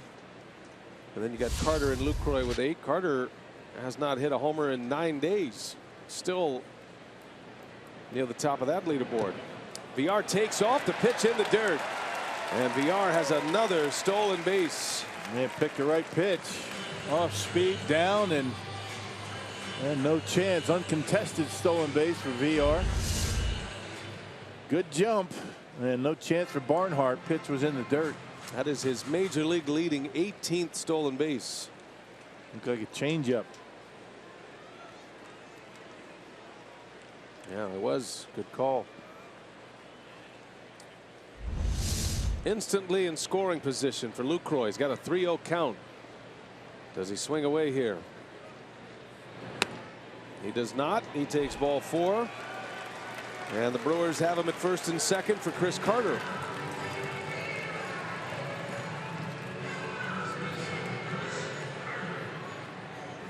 That's going to bring a visit from the Cincinnati pitching coach, Mark Riggins. In the Reds bullpen, Dion Diaz is getting loose. Yeah, bullpen for the Reds pressed into action very early yesterday when Alfredo Simon got thrown out of the game. That was in the 5th. Brewers got to the bullpen early when they came in, but back end of the bullpen for the Reds yesterday, very good.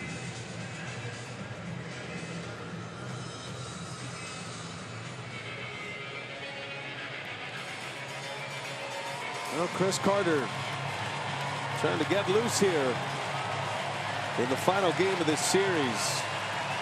Been a struggle for him. He is now 0 for 10.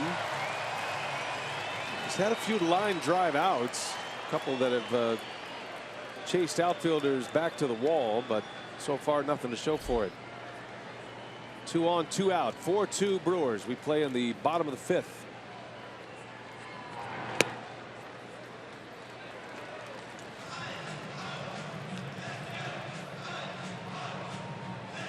Carter is 3rd in the National League in extra base hits, tied for 3rd in homers.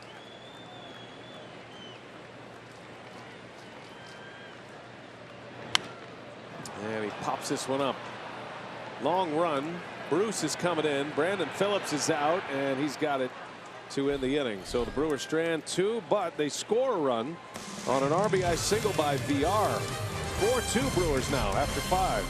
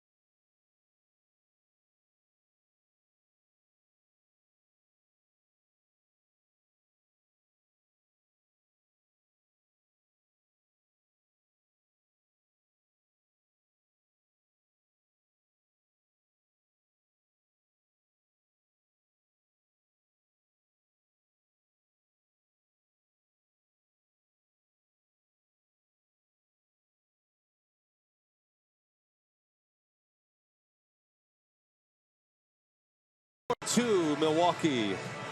Beautiful Sunday here in Brewtown. Our Carssuit.com trivia prior to yesterday, when was the last time both starters hit each other in an MLB game? Simon and Chase Anderson. And you were right, Rock. It was 2003. Dan Herron and Matt Clement of the Cubs. The old Cubs-Cardinals rivalry. Yeah. I mean, look at those 3 dates. I mean, come on. I mean, why would you throw 2003? And he was giving it to you. 03, the multiple choice question was 03, 13, and 15. Yeah, I mean. I didn't see the pattern there. I did not get the cheat code on that one. But you did. You're an excellent crossword puzzle. No, I'm actually terrible, but I do pretty good at multiple choice. Well, Jimmy Nelson back to work here in the 6th. Top of the Reds order with Hamilton leading off. So it'll be the key inning for Nelson. Pitch count at 74, and you think about where he was after the first 2 innings. And he's been able to get it back in order here with his last 3.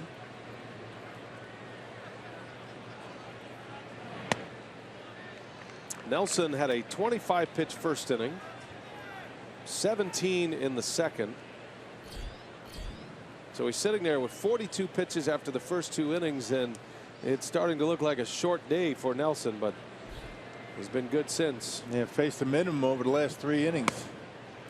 And that's an opening walk to Billy Hamilton, and with the Brewers up 2, it's going to bring the tying run to the plate.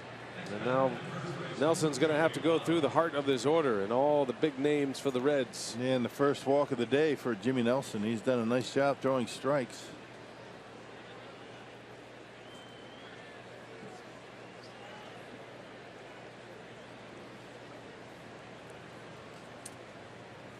Joey Votto.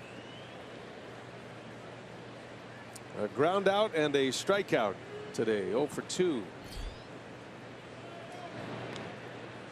I'm curious to see if Hamilton is a runner right now, down 2 runs. Oh yeah, he's always a runner, isn't he?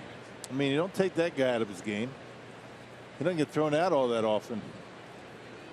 Although Maldonado and LUCROY both have thrown him out. LUCROY has a streak going right now of 7 straight caught stealing. Votto swings early. Actually threw Billy Hamilton out in Cincinnati to end a game.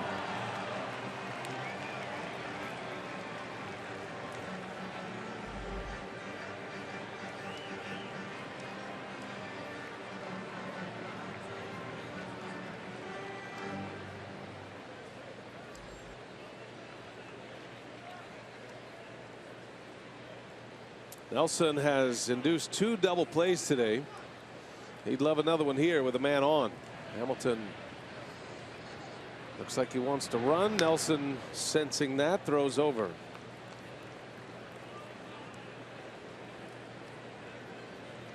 Well, you try your best to keep him close and keep him a little bit off balance, but you don't want to spend too much time worrying about him.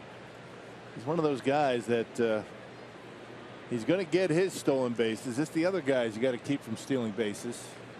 Concentrate on that hitter.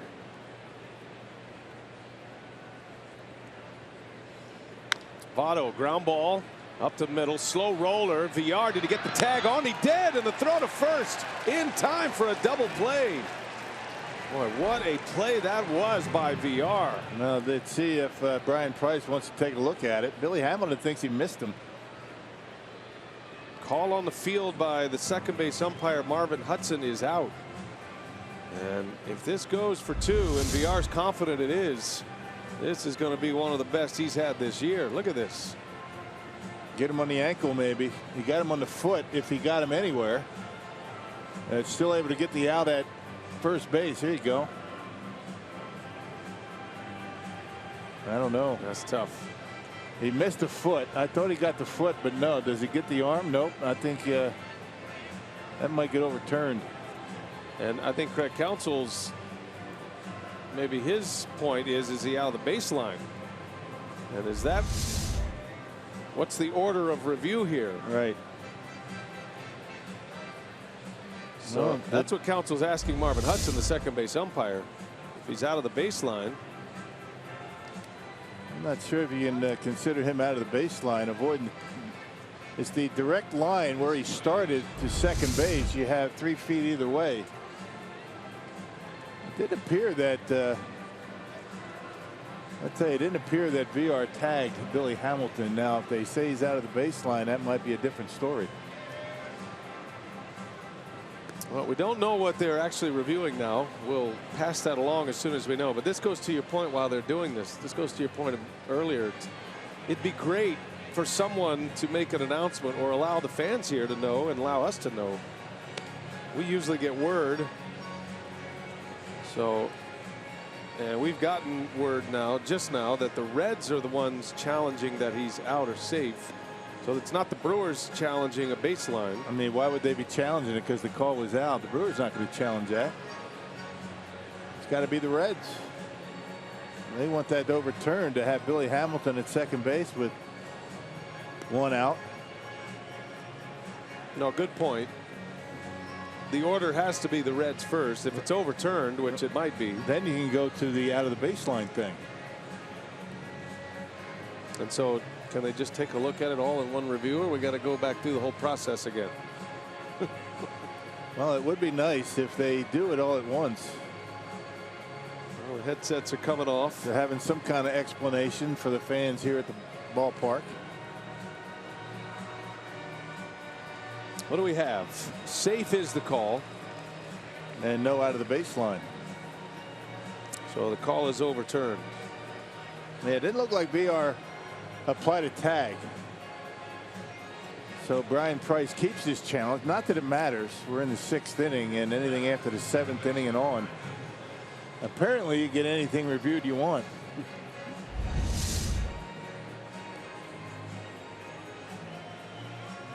Hamilton right away saying he didn't touch me. A good try by VR. That's a good base running move by Hamilton too. Yeah, very nimble. So he's at second, 1 out. Brandon Phillips at the plate.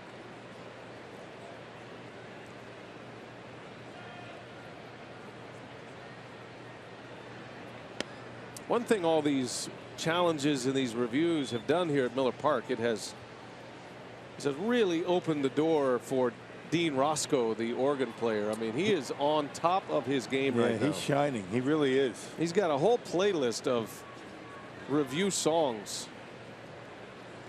And if you're really lucky, he'll get into the ABBA routine. He'll do that once in a while. Yeah, that cheers rock up. Yes, it does. Little Dancing Queens always works.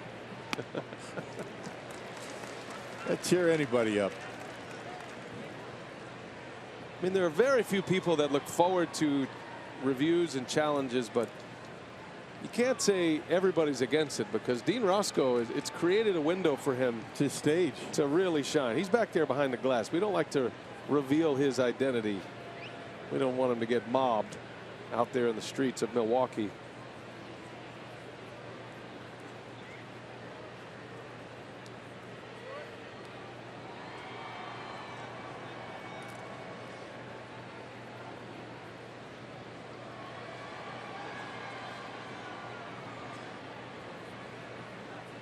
Nelson trying to grind his way through the 6th.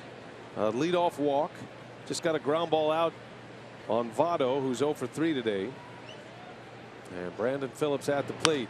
And he popped him up. Back is Hill. And there is out number 2. So Phillips, who singled in the 1st, is now 1 for 3. Yeah, it's got to be affecting him swinging the bat. It really has. I mean, when you have a leg issue and you just don't have that good foundation, the legs start everything in the swing. It's the left leg, I believe, that is the one that's bothering Phillips, and just doesn't have a whole lot of power behind that swing. Shaking his head, knowing he's not right.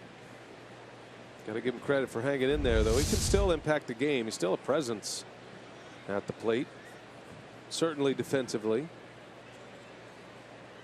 Well, here comes a trouble spot here for Jimmy Nelson. Jay Bruce as the tying run.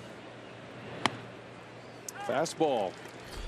Bruce pounced on a fastball in the second inning and launched it into the bleachers on the Loge level in right field. Solo homer. That tied the game at 1. Nelson came back in the 4th and he struck him out.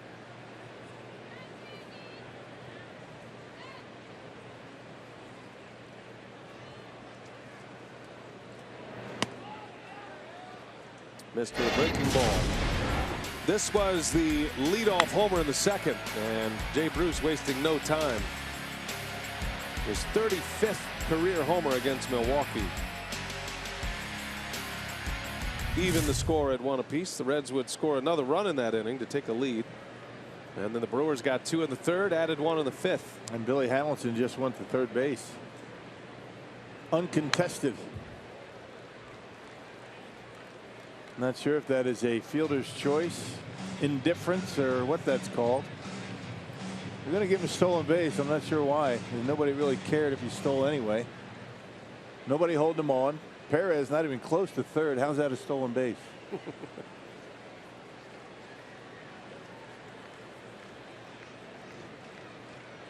You weren't asking me right there, were you? No, rhetorical.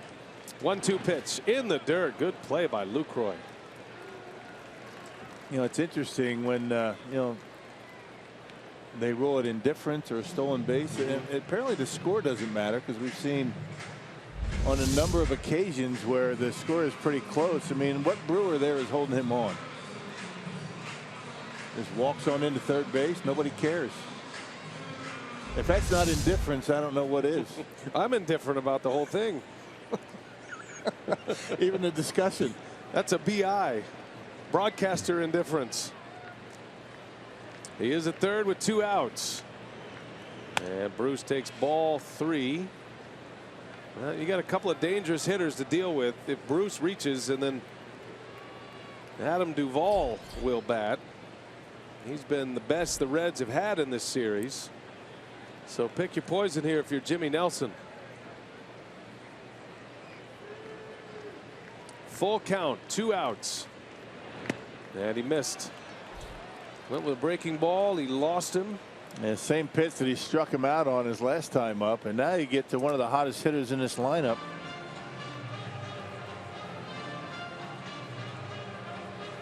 Adam Duvall has had 3-run homers in each of the first 2 games of this series. His 3-run homer yesterday tied the game, part of that 5-run inning and comeback for Cincinnati. Now he's up there with 2 on again, this time with 2 outs. The major league leader in home runs for the month of May, Adam Duvall. On base twice today. Nelson hit him in the second. He singled last time up. He waves and pops this one up. LUCROY will give it a look. It's coming back. LUCROY's there, and the inning is over. A first pitch foul pop. Duvall is out, and the Reds strand 2. Brewers up 4-2. We go to the bottom of the 6th.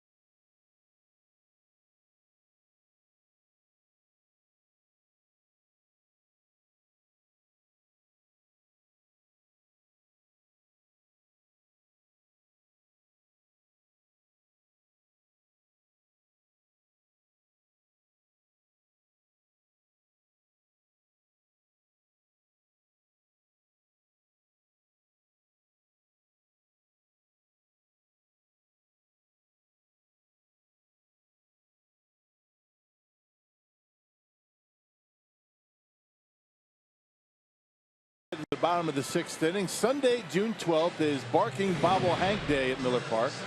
All fans in attendance for the Crew's matchup with the defending National League champion New York Mets will get a special barking bobblehead of Hank. The ballpark pup, of course, courtesy of Palermo's Frozen Pizza. I've never heard Hank bark. He's the most chill dog I've ever been around in my life. So that's going to be interesting. Got the talking alarm clock they're giving away. You got the barking Hank. Nothing tops the talking alarm clock, by the way. Aaron Hill leads off. 4-2 Brewers as we play in the bottom of the 6th. When is this? When are they giving this alarm clock away, though? That's what I can't remember. I think it's later in the year, right? Let me look it up. You want me to look it up? Are you wondering how long you have to keep it here? You want to take it home, don't you? I do. I'd like to get this bedside as soon as possible. It's the Bob Uecker talking alarm clock. We have that here all the time. Can you hear it? No. Get up! Oh yeah. Get out of bed! It's late! It's a base hit. Works every time. It's like an alarm clock for base hits. We got in trouble last time we did that. Now I figured it out.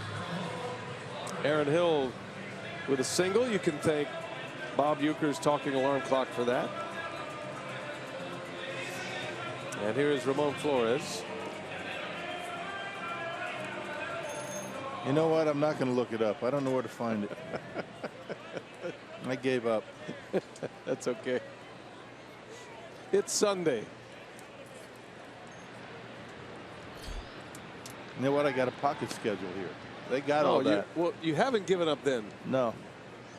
Sunday, July 10th. All right. Way to see it through, Rock. Bob Uecker alarm clock. All fans courtesy of Toyota. Well, we got a solid 6 weeks with this thing then, right?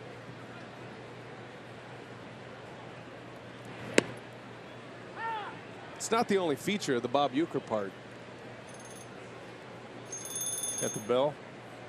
That's the bell. That's when you really need to get up. That's the bell. But I like the Uecker voice myself.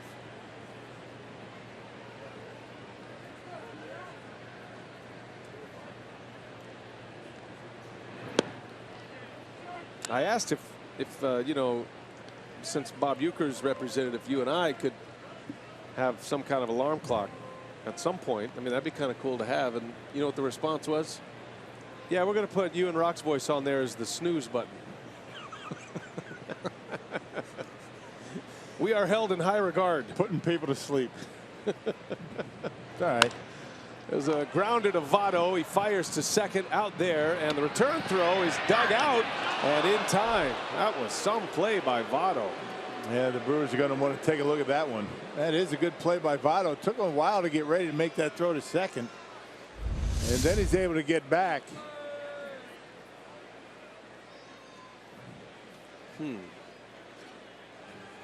Might have to roll that again. Well, that's a good look at it. Well, he kind of like he got it in the glove and hit the side of the glove, and then he caught it. So what is it? When the ball hits the glove, or as soon as it makes contact with the leather? And watch the leather. It kind of double takes here, there, and then rolls up. So it looks like he might be out. He's out. He is out.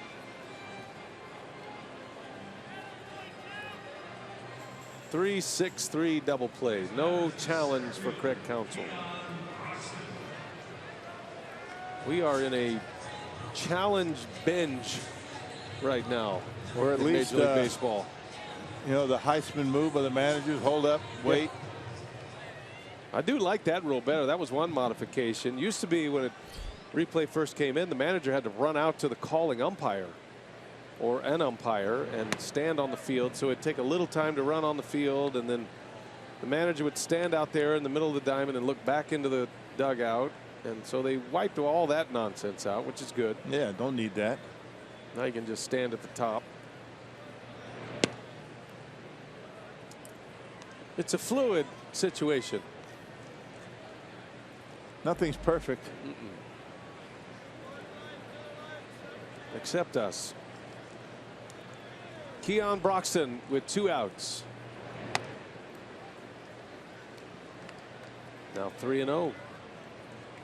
Give him the green light here. Let him knock one out of here.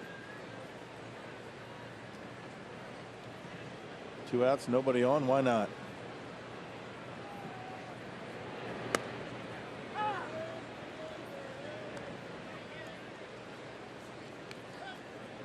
Broxton had his first multi-hit game of his career on Friday night.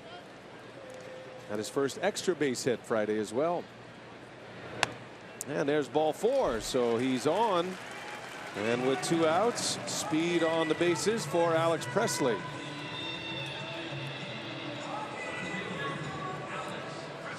Brewers scored twice in the 3rd inning with 2 outs, and it all began with a 2-out walk that put him in the lead.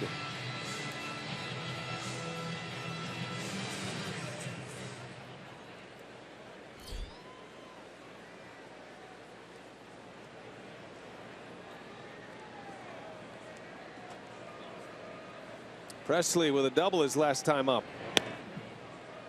Slapped one down the left field line, just fair. They don't use chalk anymore, but had they used chalk, it would have raised some chalk. Yeah, right. It was on an 0-2 pitch. Hung in there nicely. That's paint.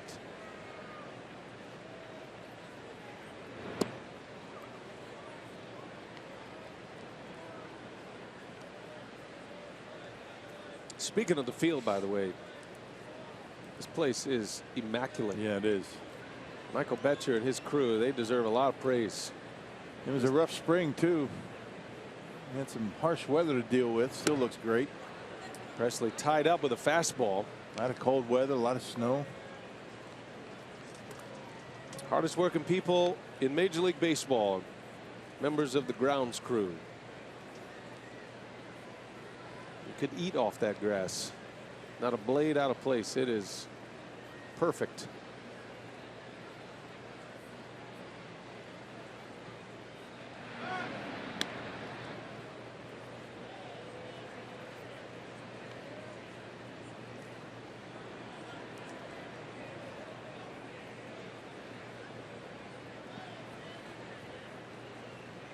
Finnegan coming to the end of his day as well. Pitch number 99. Reds have activity in their bullpen. And a ground ball. Jam shot out to short. De Jesus makes the play to end the inning. So Brandon Finnegan gets through 6. Jimmy Nelson through 6. See if he comes back out for the 7th. His team leads at 4-2.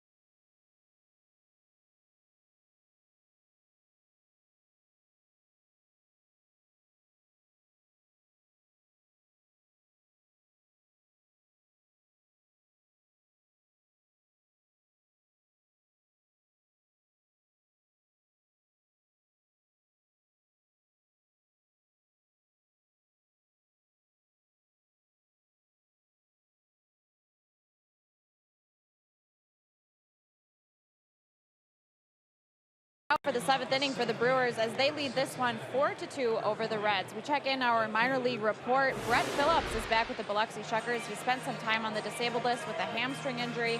Yesterday made his first start. He went 3 for 5, 3 singles. So picking up right where he left off. He has a .267 average, 6 home runs, 26 RBIs. The Biloxi Shuckers will play later tonight, and Will Smith has joined them. He's expected to pitch for them in their game later tonight. All right, thanks a lot, Sophia. Biloxi's off tomorrow, so they're going to drum up a simulated game for Will Smith tomorrow, so he can pitch in back-to-back days. And then we'll see Will Smith probably, if everything checks out, pitch again in Philadelphia. Will be his first outing of the season for the Brewers if it all goes well.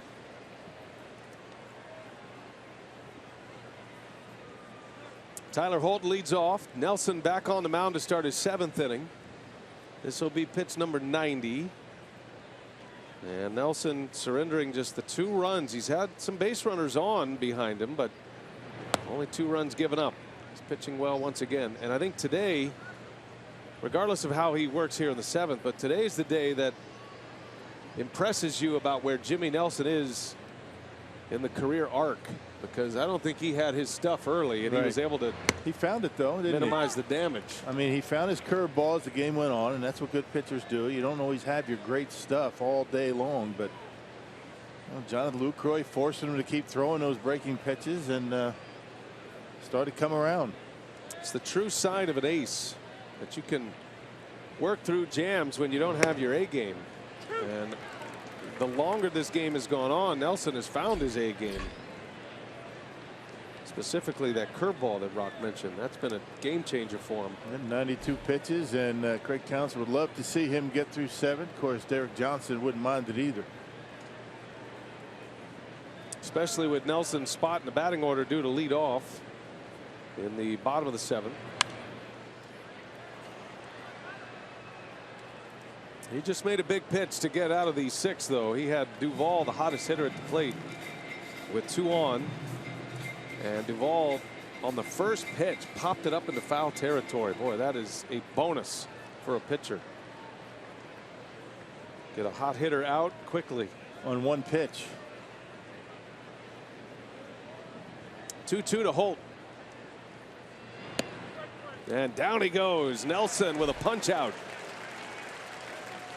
Yeah, good slider right there, and Holt fooled by that one. He was bailing out, and that pitch caught plenty of the plate. Look at it. Look at that. You talk about bailing out. See ya. I mean, imagine how good his stuff is that a big league hitter jumps like that and it spins back over the plate.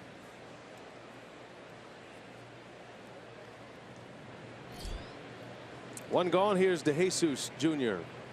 That's a particularly effective pitch right there, when you know as a hitter that guy on the mound is going to come inside on you once in a while. And Jimmy not afraid to come inside. He will hit batters. And nothing wrong with that. If you're trying to establish inside, just don't want to leave him out over the plate. Wave and a miss. 0-2 the count. Started him with a slow curveball, the get over curveball. Then he came back with a slider. And now we'll see what he has in mind for DeJesus. Nelson sitting on 4 strikeouts. He's walked 2 and hit a batter. Slider again. That one missed. Still throwing that slider hard, though. That came in at 87.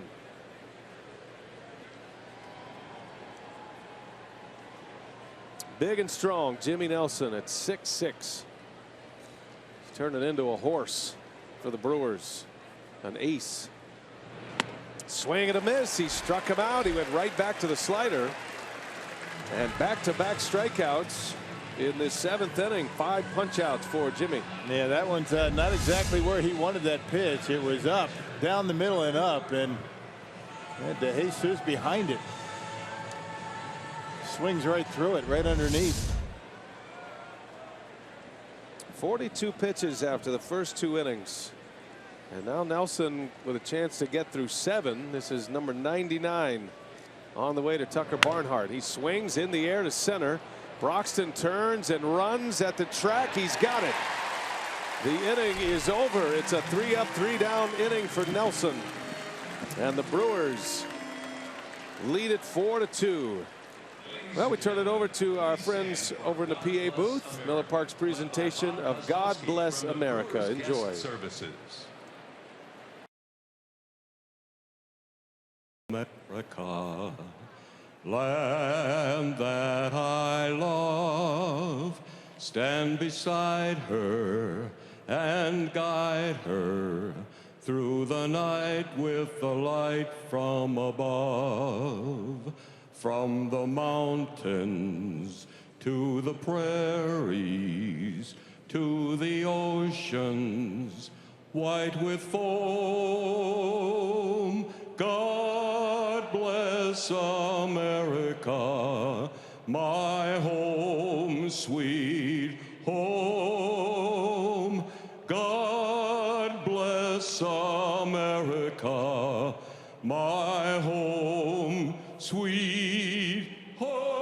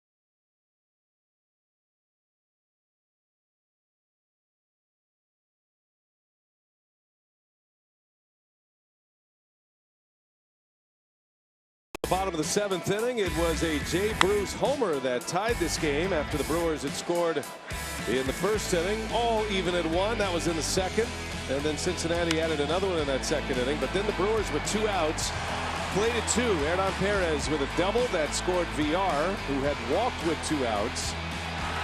And then Jonathan Lucroy comes up and he delivers a single and an RBI. So 2 runs were in. The Brewers took the lead. Jimmy Nelson has been on point since. 7 innings, 2 runs. He struck out 5. He's only walked 2, and he is leading off here in the bottom of the 7th inning, which might give you the idea that he's going back out for the 8th pitch count at 99. And the bullpen empty. Nothing going on. Not empty, but nobody throwing. Plenty out there, but they're all sitting down. Nelson coming off a 3-up 3-down inning with 2 strikeouts.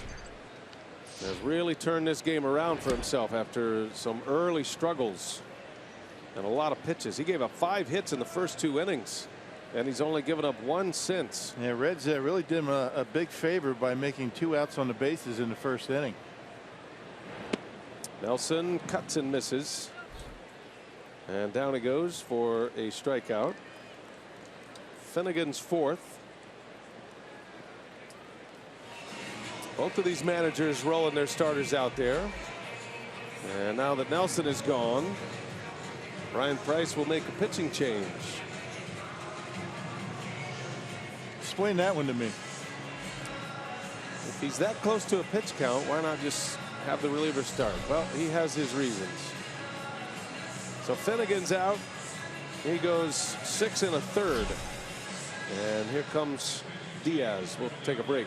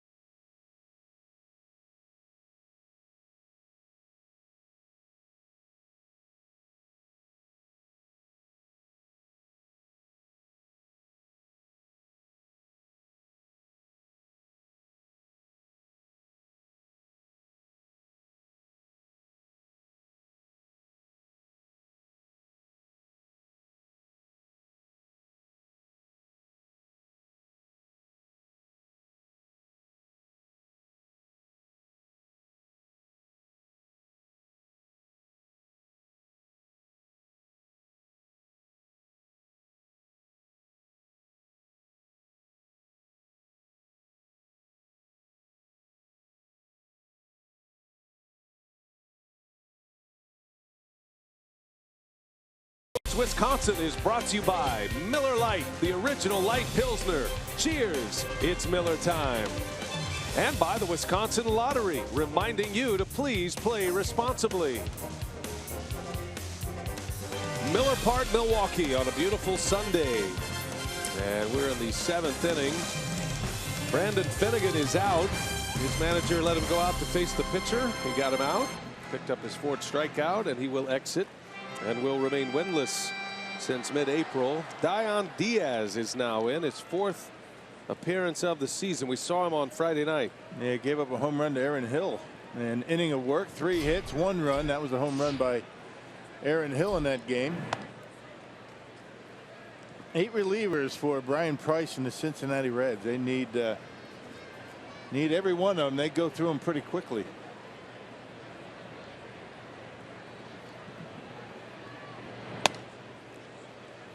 Jonathan VR has had another terrific day. On base 3 times, 2 singles and a walk. He scored twice. He drove in a run with a single in the 5th inning. Stole a base in that inning as well. You know, the only thing I can think about with Brian Price sending Finnegan out there, he's thinking perhaps Craig Counsell might pinch hit for the pitcher, have him go out there, and knowing that Braun's banged up, Maldonado the other catcher, probably not going to use him, so he's thinking he's probably going to be running out a left-handed pinch hitter if he sends up Diaz. So kind of makes some sense.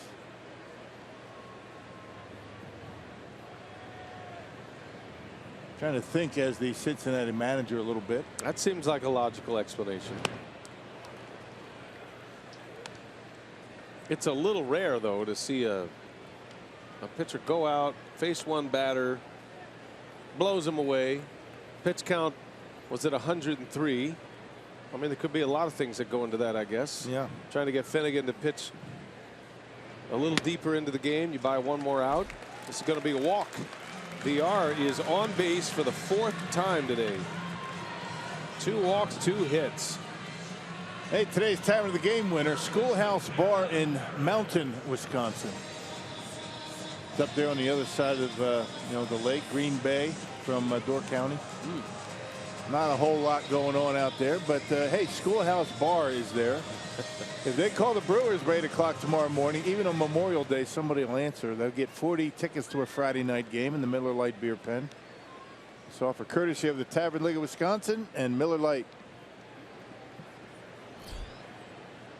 Say hi to all of our friends in Mountain. Hoping you're enjoying your day of leisure. It's a nice rural area is basically what I was trying to say. When you're saying that there's nothing going on, I mean, that's not what a big, you mean. not a big city. Yeah, just a town.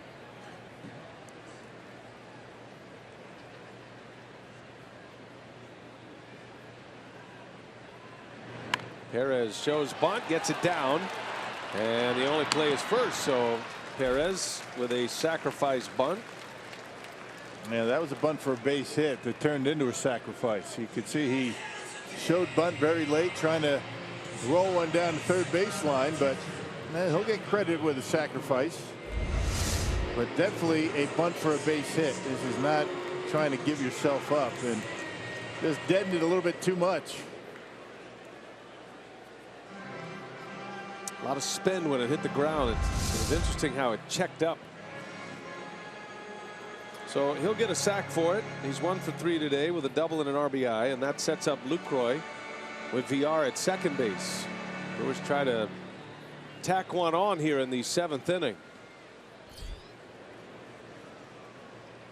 LUCROY with 2 RBIs in this one. Only 1 official at bat for LUCROY. That was a single and an RBI in the 3rd. 2-out RBI hit in that inning. Had a sac fly in the 1st, walked in the 5th. He is 1 for 1 with 2 runs batted in.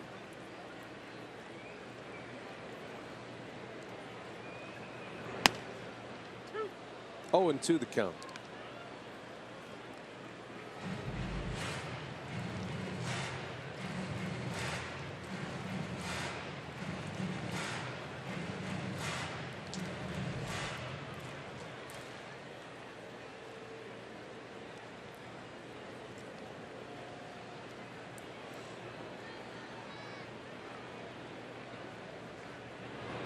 LUCROY to right. That is down. A base hit. Going to get into the corner.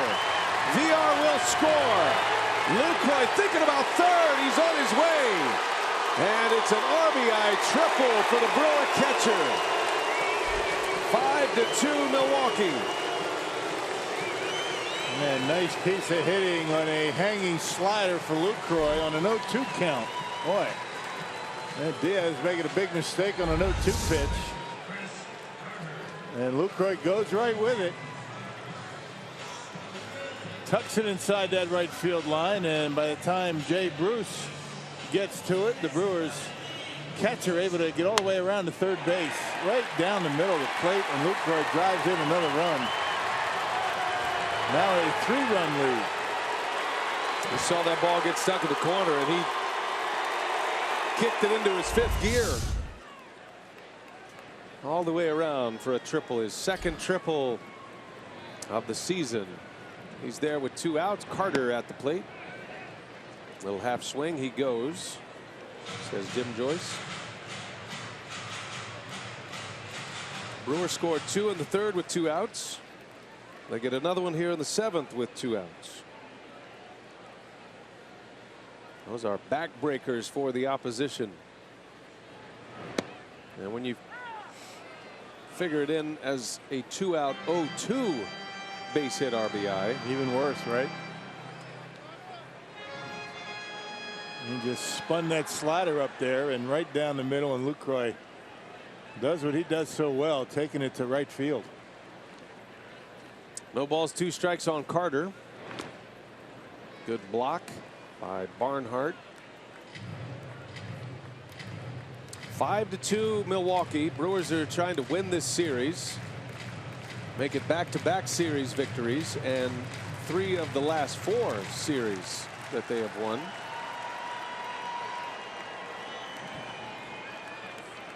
Greg Council's team got swept in New York, but I think at the end of that series felt like they could have easily won 2, maybe 3. Broken bat, little flare to center, and Hamilton will make the catch to end the inning. Jonathan LUCROY having a day today. 3 runs batted in. An RBI triple with 2 outs in the 7th gives Milwaukee a 5-2 lead.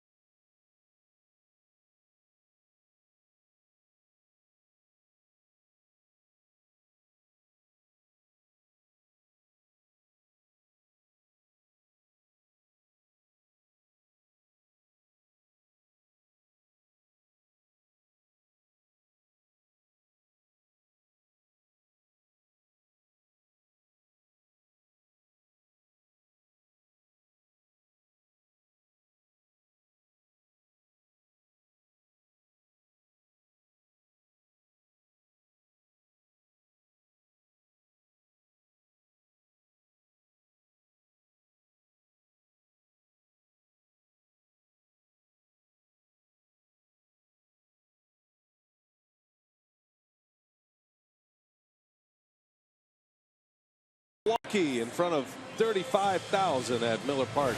Beautiful shot in the dugout. Our Miller Lite What's on Tap. Tomorrow, Brewers Cardinals, and we're on the air at 12:30. And Junior Guerra back on the hill. He has been impressive. 31-year-old rookie. So it'll be Guerra and Peralta to get the series started for the Brew Crew. Jimmy Nelson, with 99 pitches through 7 innings, is back out there to start the 8th. Bullpen could use a break. Jimmy Nelson, as frontline pitchers do, take the ball and carry on. I think the reins are off Nelson this year. This is a season where it's starting to look like a breakthrough for him, at least early in the schedule. And you know, top of the rotation pitchers, this is what you're allowed to do. Yeah, good turnaround. Last time he faced Cincinnati, it didn't go too well for him. His worst start of the year, but pitching a dandy here today. Oh my! Yeah, he drills Zach Cozart, who is pinch hitting. So coming up, and then Cozart is hit. Nelson's hit 2 today. The Brewers have hit 6 batters in the last 2 games. Yeah, Derek Johnson wants to see if Tyler Thornburg's ready to go. And the 2-0 count right here. Look out. Yeah, gets him right on the top of the back.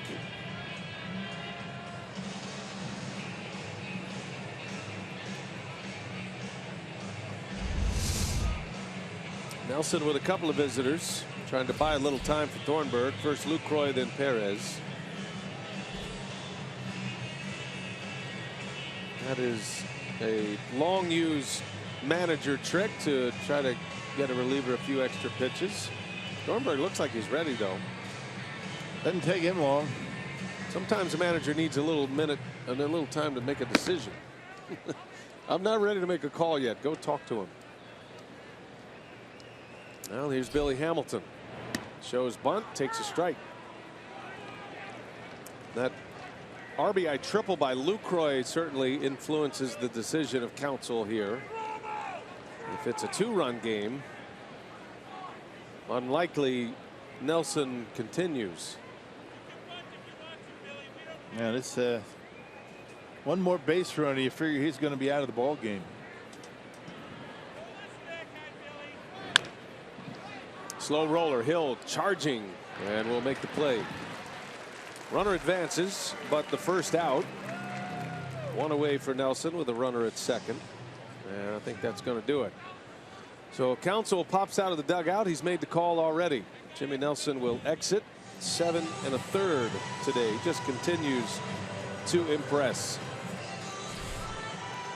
He is pitching his way closer and closer to that elite status, and he'll exit to a standing ovation from the 35,000 here.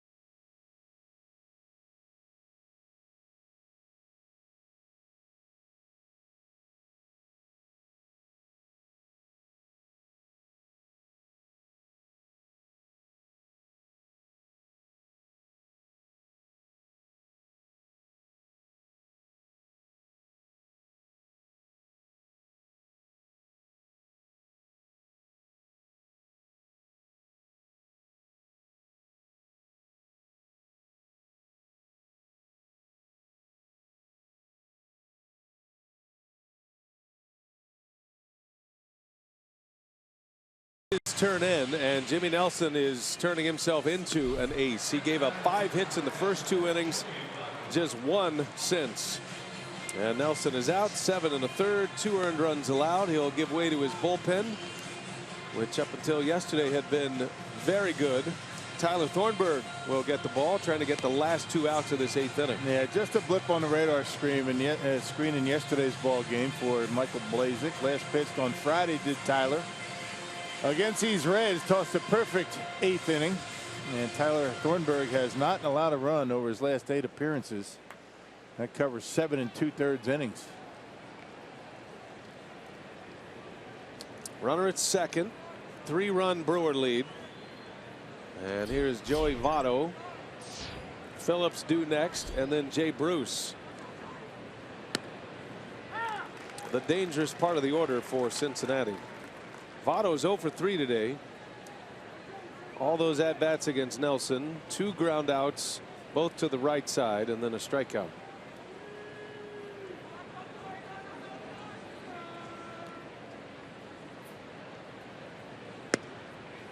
Strike 2. May get him looking for a curveball, perhaps. Took 2 fastballs.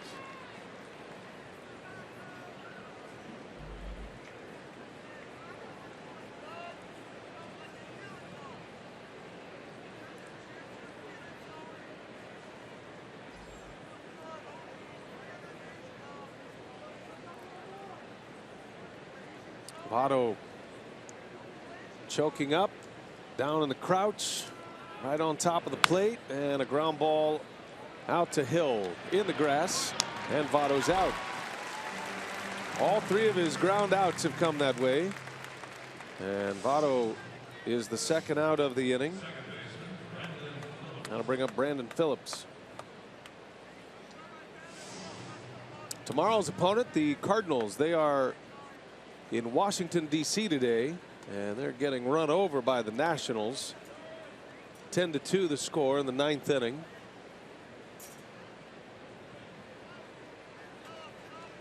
So St. Louis will take the flight from our nation's capital and be ready for a day game tomorrow. Right now in the National League Central, it's the Cubs, the Pirates, and the Cardinals. A loss today, the Cardinals will be 1 over. 26-25. Cubs have the best record in the big leagues. 33-14, 19 games over 500. They've won 4 straight. Cubs are winning today 7-1 over the Phillies in the 8th. Trying to make it 5 in a row. Brewers did a good job against the Cubs here at Miller Park. They really did. They won 2 out of 3. Phillips, a weak ground ball. Carter's over. He's got a long peg. He hits Thornburg. No problem. Thornburg easily cleans it up as the Reds go quietly. Bottom of the 8th coming. Brewers up 3.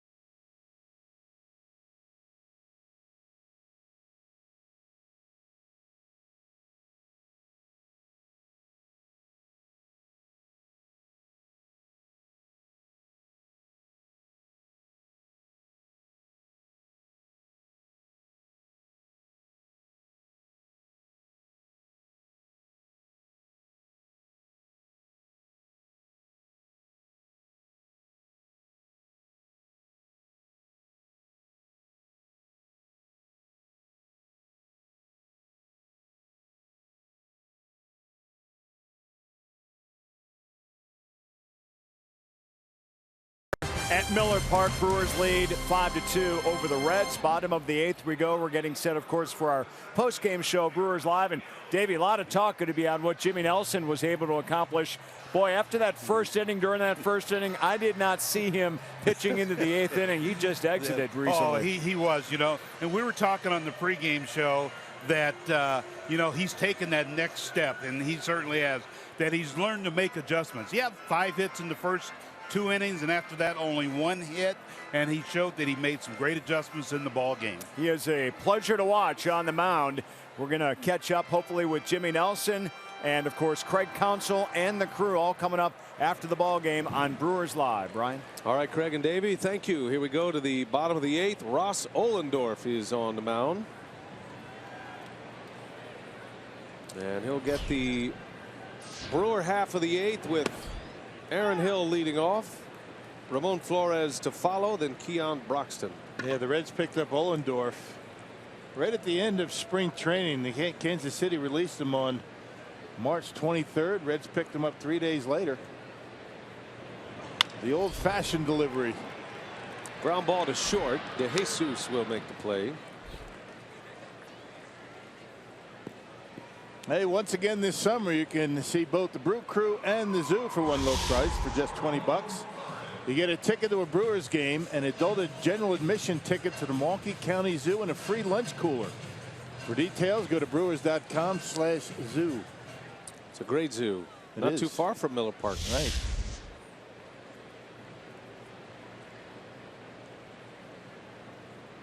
One man out. Here's Flores. Yeah, I like this windup by Ohlendorf. It does. It takes you back to the golden era of Major League Baseball with starters, the full windup. Back in the 50s, 60s. He's not so much trying to be stylish as he is trying to get that rhythm before he throws it. He's bounced around a lot. Ohlendorf went to college at Princeton. And remember, he was working in the offseason, had an internship during his playing days on Capitol Hill. I think he was working in the agricultural side of our government. And there are many who feel that Ross Ohlendorf will be a politician post-baseball era. Could be the president of the United States one day. How about that? Who knows? And we saw him win. So don't just let this inning go by with Ross Ohlendorf on the mound. I mean, just think about it. If he entered the presidential race right now, he might have a chance to win. he might. Big league pitcher. He's too busy right now. Yeah, he's got other stuff going on. Not sure why you would even throw your hat into that ring, but as if life isn't complicated enough.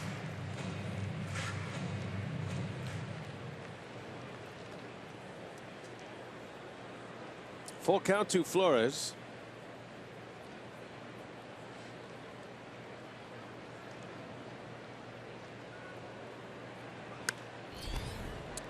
My only thought with this windup here, for a hitter, from your perspective as a hitter, it almost gets you into a rhythm as a hitter. You know what I mean? I'm thinking about how Johnny Cueto changes up how he delivers the ball. But as a hitter, you kind of know the timing that's the ball's going to at least come out of his hand. Yeah. It's fluid for the hitter as much as it is the pitcher. But it's just Ohlendorf's way of, as you say, I mean, just trying to be consistent with his mechanics and getting that good balance point on the back foot before he heads to home plate. It's different for everybody. Watch the way he kind of balances that stiff back leg, and every now and again, I guess he'll quicken that delivery a little bit, but then he has to go when he gets on a stretch. It's just like everybody else. Can't do that when you're in the stretch.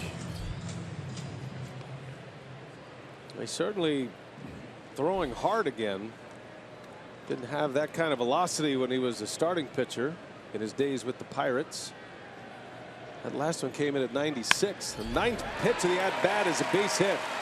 Flores battles for 9 and a single to the opposite field.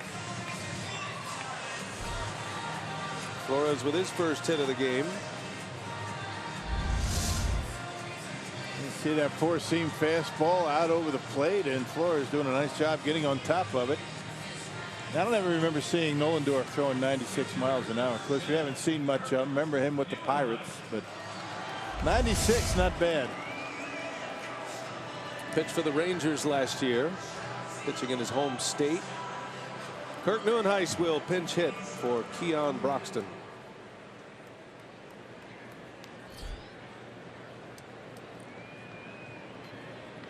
On a day when the Brewers are without Ryan Braun, the crew has scored 5 runs on 8 hits, leading at 5-2. Hoping Braun will be back in the lineup tomorrow. He's missed the last 2. Did play yesterday in a pinch hit role, but last 2 starts.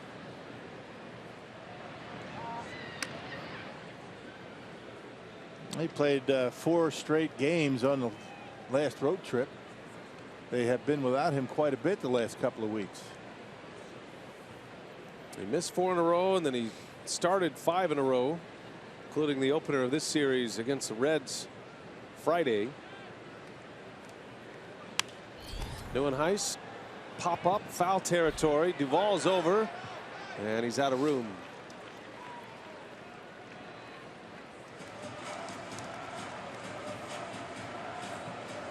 Good crowd today, fun crowd, a lot of families, a lot of kids.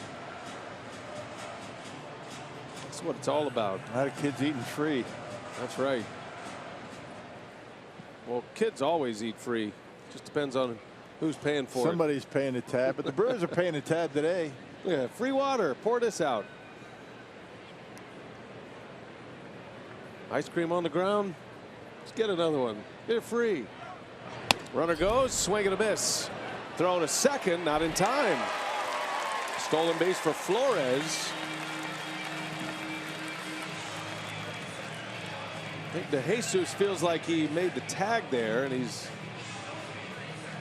asking his manager to give it a look. Catch.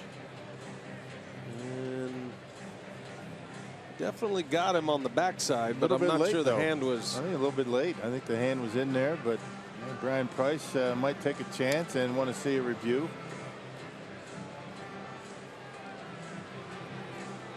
And they will challenge. Got him on the pants, but the question is the hand in there first? Can't tell. Can't see the bag. If we could just have Marvin Hudson move a little bit.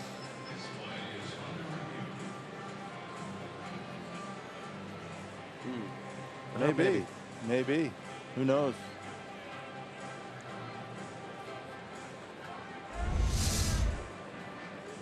Crew chief Jim Joyce there with Marvin Hudson. We need to start sponsoring these reviews. I think that would be a very popular thing to sponsor because you see them all the time. This review brought to you by BA and Rock. You can send a check. Oh, man, it's tough because the call on the field is safe. Can you tell if the hand was on the bag before the tag or not? That's going to be what the umpires in Chelsea, New York are going to have to determine.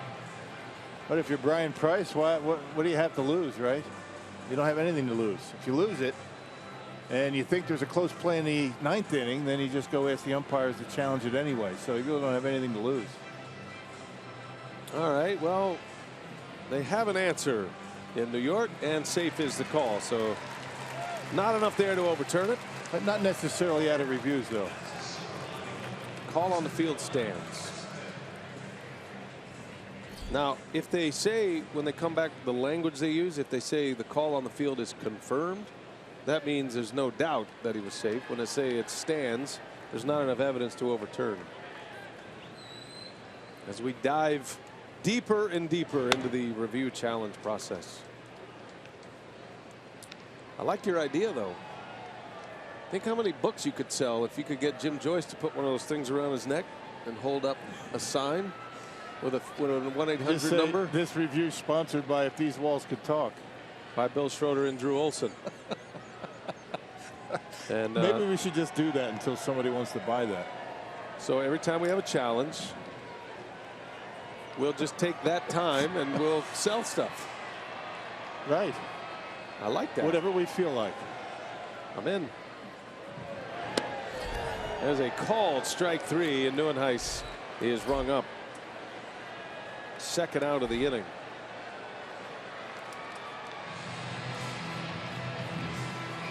Well, there is no review, but there is time to tell you about this. Friday, soccer fans, get ready. 100th anniversary of the Copa America. It all starts USA Colombia Friday at 7 Central on FS1. Or you can watch the entire tournament live on Fox Sports Go.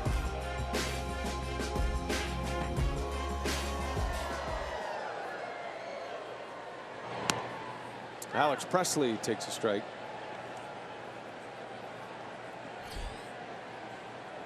Alex starting for Braun today. Had a double and a run scored in the 5th.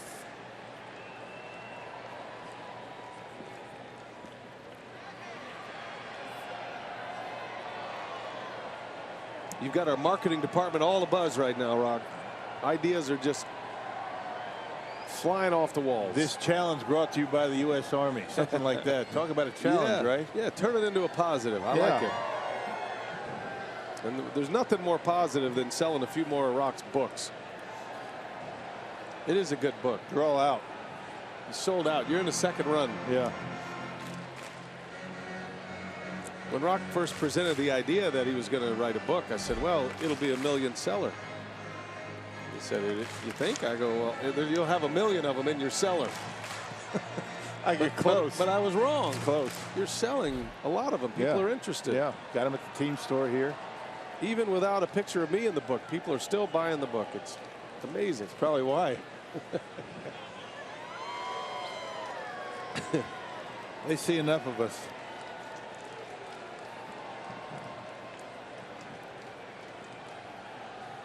Two outs. Flores at 2nd, and Presley takes a ball.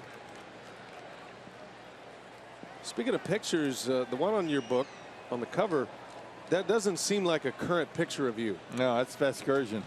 Circa Matt Vasgersian. Which means what? Like that's 15, 20 years ago. Right.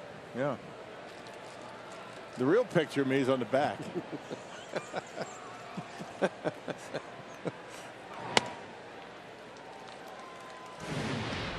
Yeah, see? Oh, I see. There's the younger. You recognize the one on the left, right? Ronnie with the long hair. I mean, that's still an old picture of you and Ryan Braun, right? 2011. Is that where that's from? Yeah. I got that as 08 maybe. You think? I don't know. Here's the 2-1 strike. Maybe. You didn't make that decision, right? I made no decisions in any of the pictures.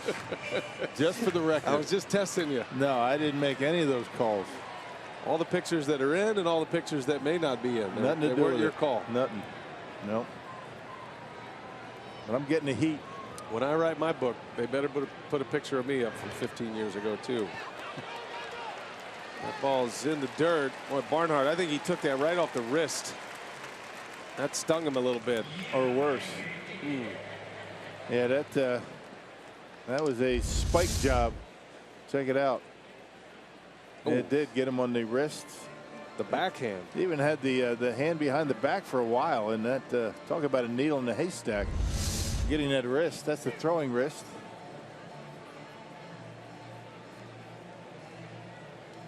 So you want to be a catcher. The tools of brilliance, as we always say. You don't have a lot of time to, get in position to block a ball when it's a fastball normally. And he is begging for an out right here. A pop-up or something. 3-2 in the air, slicing. That's a long run for Holt, but he's got it to end the inning. All right, here we go. 9th inning coming up. Brewers lead by 3. It's 5-2 Milwaukee. Last call for the Reds.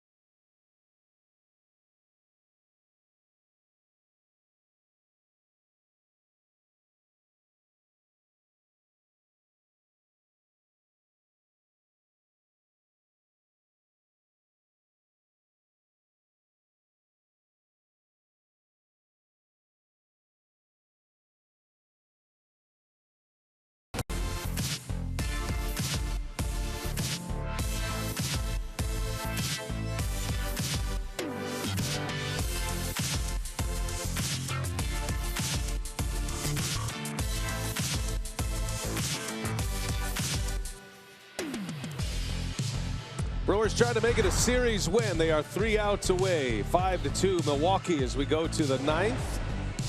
And Brewers baseball on Fox Sports Wisconsin, presented by Potawatomi Hotel and Casino. Kurt Neuenhuis will stay in the game to play center field. Pinch hit last inning. And it's not Jeremy Jeffress. Clearly has the day off today. It's going to be Blaine Boyer out to try to nail down the save for Milwaukee. Yeah, Jeffress got the loss in yesterday's ball game. Came in the 9th inning in a tie game. Had a long inning for that matter, which is probably why he's not out there right now. Man, Boyer last pitched on Friday against the Reds, and inning in a third of perfect baseball. 21 pitches for Jeremy, and he's pitched a lot. 4 of the last 5 days for Jeffress. First man up, Jay Bruce. Boyer's been great. Boyer's got a scoreless streak now at 11 games, 13 in the 3rd innings, and has been unscored upon in 17 of his 20 outings this year. So a long consecutive streak, and only 3 games where he's actually given up runs. 3 career saves for Boyer. He had one last year as a member of the Twins. Prior to that, he hadn't had a save since 2011. He was out of the game with injury for a bit. His first career save came way back in 08 as a member of the Braves. A little flare, center field. Neuenhuis right there. Jay Bruce is out. 1 gone in the 9th. Well, he's not overpowering, but he's been able to throw a lot of strikes so far this year. Mixes his pitches very well. Well, you had Carlos Torres picking up a couple of saves in the last road trip. Back-to-back days actually in Atlanta. And now Blaine Boyer looking for his first.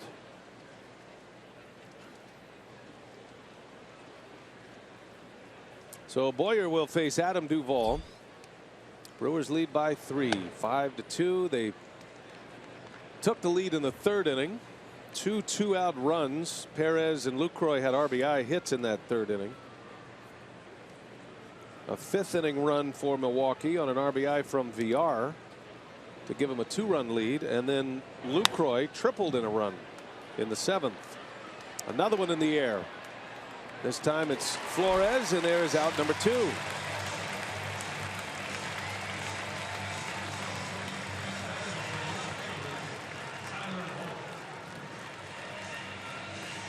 Blaine Boyer. What a terrific comeback story he is. Still at it. Injuries put his career in jeopardy. Non-roster invitee out of spring training, made the team, and he's been lights out. Got a chance at his first save as a Brewer, just his 4th of his career.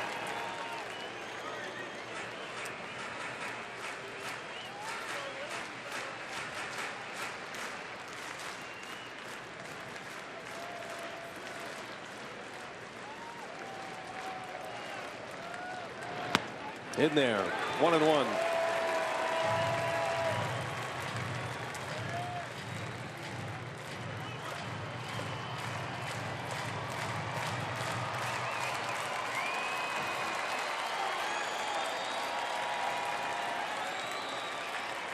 Two outs in the 9th. Boyer delivers.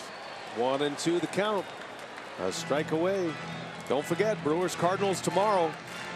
1:10 first pitch. We're on the air at 12:30. Memorial Day special from Miller Park tomorrow. Going to be a great day here at Miller Park. Still a few tickets left too. Come and see us. Starts a 3-game series with the Cardinals tomorrow afternoon. In the air to center off the end of the bat, and that's going to fall, a base hit. Tyler Holt with a single extends the game. His 2nd hit. 2 for 4 today for Holt. And Boyer will face Ivan De Jesus Jr. now.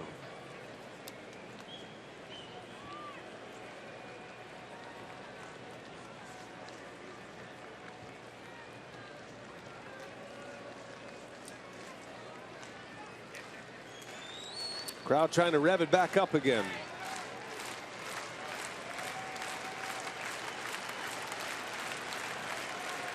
Just shy of 35,000 today at Miller Park. Perfect afternoon for baseball in Milwaukee.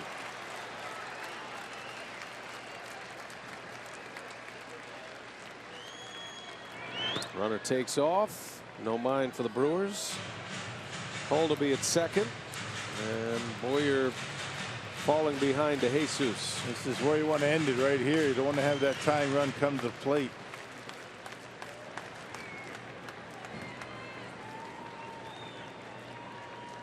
Tucker Barnhart, if he bats, would represent the tying run. 2-0.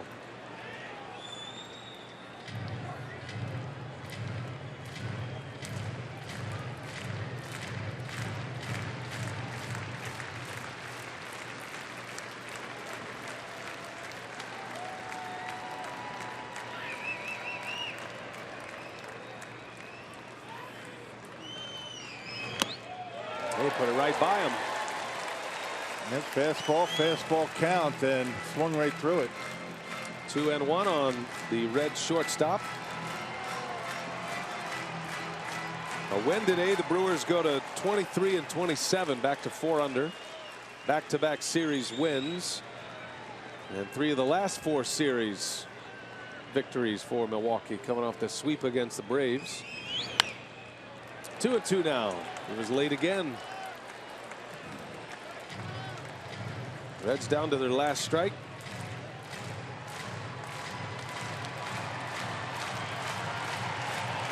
On a day when the Brewers did not have Ryan Braun, scored 5 runs on 8 hits. Had some clutch 2-out hits. 3 of the runs came in with 2-out hits.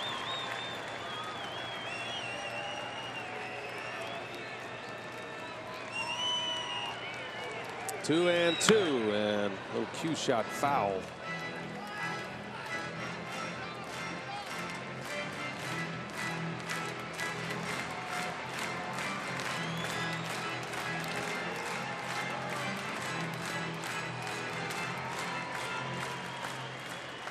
Trying to get him to the finish line.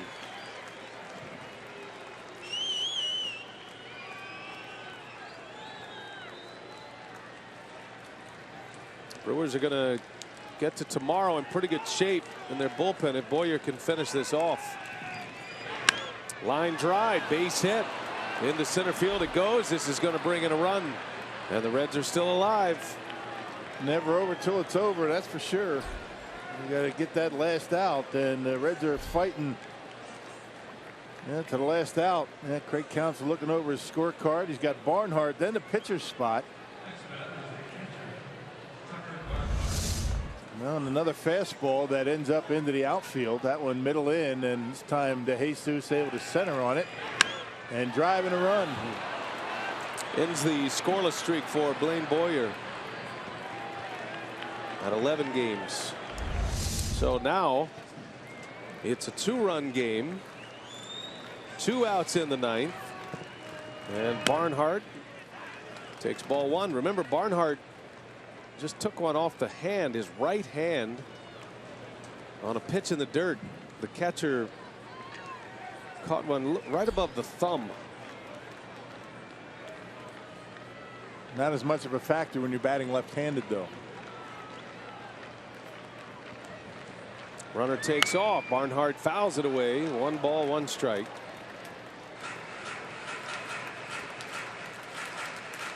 The anxiety at Miller Park right now due in large part to the Reds' comeback yesterday when they scored 5 runs in the 7th inning with 2 outs to tie the game at 6. Boyer retired the first 2 quickly, and then back-to-back singles to get the tying run to the plate. Runner takes off, pitches low. DeJesus ends up at second, and Barnhart ahead in the count 2-1 now.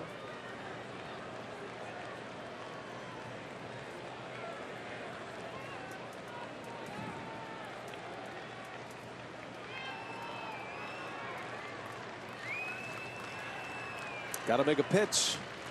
2-1 in the air. Shallow right center. It is falling fast. Base hit. Another run scores. It's a 1-run game. 5-4 Milwaukee.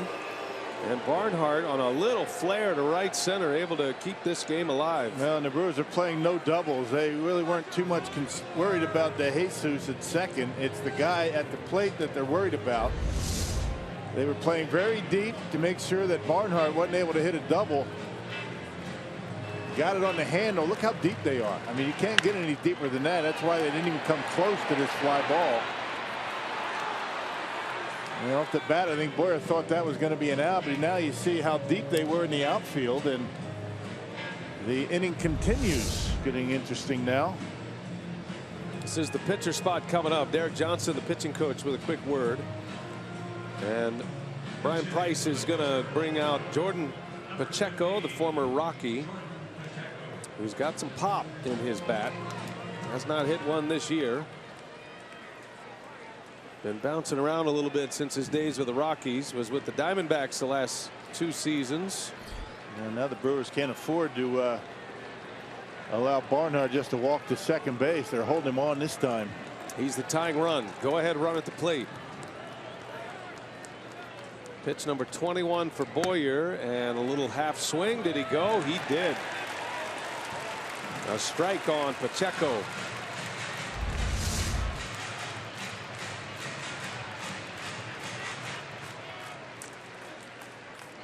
Could have gone either way. Gets the call. Carlos Torres loosening in case. Probably, well, certainly the last hitter for Boyer. 0-2 the count.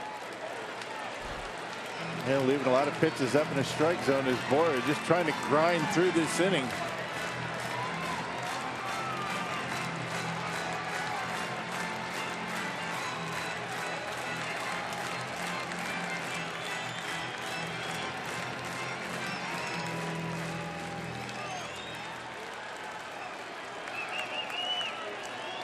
No balls, 2 strikes. Again, Boyer and the Brewers a strike away from a win. And there he is. Blaine Boyer finds the spot. A strikeout. A save for Boyer. Strikes out Pacheco. The Brewers win 5-4. Big day for Jonathan Lucroy. Lucroy, by the way, has recorded 3 RBIs in 3 straight games. First time in his career. And just the second Brewer to do it. Robin Yount, the only other to drive in 3 consecutive games. Lucroy with 2 hits and 3 RBIs. Boyer picks up his first save, makes a winner out of Jimmy Nelson, who goes to 5-3. Brewers win the series, and that sets us up for Brewers Live as we send it out to Craig Kashawn standing by. Take it away, Craig. Okay, big good stuff here today for Milwaukee. 5-4 is your final. LUCROY, VR on the offensive side, heroes. Jimmy Nelson on the mound as well. Lots to talk about, and we'll get you set for the Cardinals series starting tomorrow. Stick around.